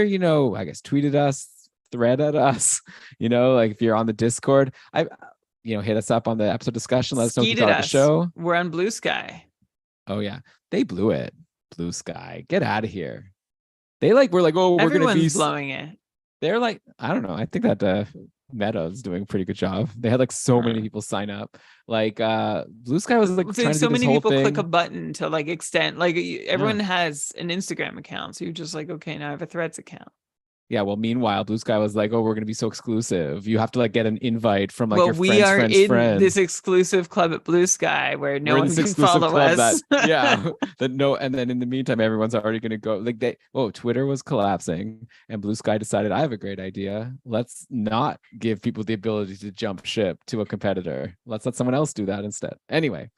Who knows? Maybe 5 years from now, I guarantee you Blue Sky is not going to be a popular thing. I just have a very strong feeling, but that's not what this podcast is about. What was I trying to say? I was trying to say to let us know what you thought of the episode. And also, if we would really appreciate a 5-star review. And if you'll be so kind as to give us that on Apple Podcasts, wherever you get your podcasts that let you leave these reviews, we're going to enter you into this draw for the Dauber Ultimate Guide, where you're going to get their like prospects guide, their actual guide that's going to come up before the season, including all the projections and a mid-season guide. You get everything, okay? Anyhow, Brian, I'm just blabbing. I don't know. Become a patron. We'd love your support there. KeepingCarlsson.com/patron. Let's cue the outro music. Brian, why don't you take us out of here? Go ahead and read us the credits. All right. This episode of the Keeping Karlsson Fantasy Hockey Podcast was presented by Dauber Hockey and powered by our patrons, including our super supporters, super summer supporters, which is like super summer supporters. Aaron, Ivan, Andrea, Zach, Tom, Derek, David, Rob, Ricard, and of course, our first patron ever, Patty. Elon, you and Shams are doing a really honorable job of trying to keep the amazing stream of fantasy news rolling at gamedaytweets.com, maybe to be renamed shortly. We'll find out. Logo art by brandonweeb.com. Outro music by Pat Roach. This episode was researched with help from Dauber Hockey, Frozen Tools, Dauber Prospects, Natural Stat Trick, Evolving Hockey, Cap Friendly, The Athletic, hockeygoalies.org, Hockey Reference, Hockey Viz, Hockey Database, Elite Prospects, and Puckpedia. It's the other one that I didn't put in there, but I wanted to make sure to shout out. Thanks. Yeah, a lot of good websites out there. And Blue Sky, not one. No, I don't know why I'm saying that. Okay. I'm annoyed at Blue Sky. I think it's stupid. I don't like this whole like very annoyed. You seem like you've taken it dumb personally. Business model. Like, oh, you need an invite. Like, I don't even think it's a business model. What is it? It's like a strategy, a marketing strategy. I don't think it's I don't get the sense it's a marketing strategy. Oh, it's like they can't scale. Like they I don't think have that's the infrastructure. I think that's it. Well, good luck then. It's even worse. Okay, that doesn't give me faith in them. Scale or die.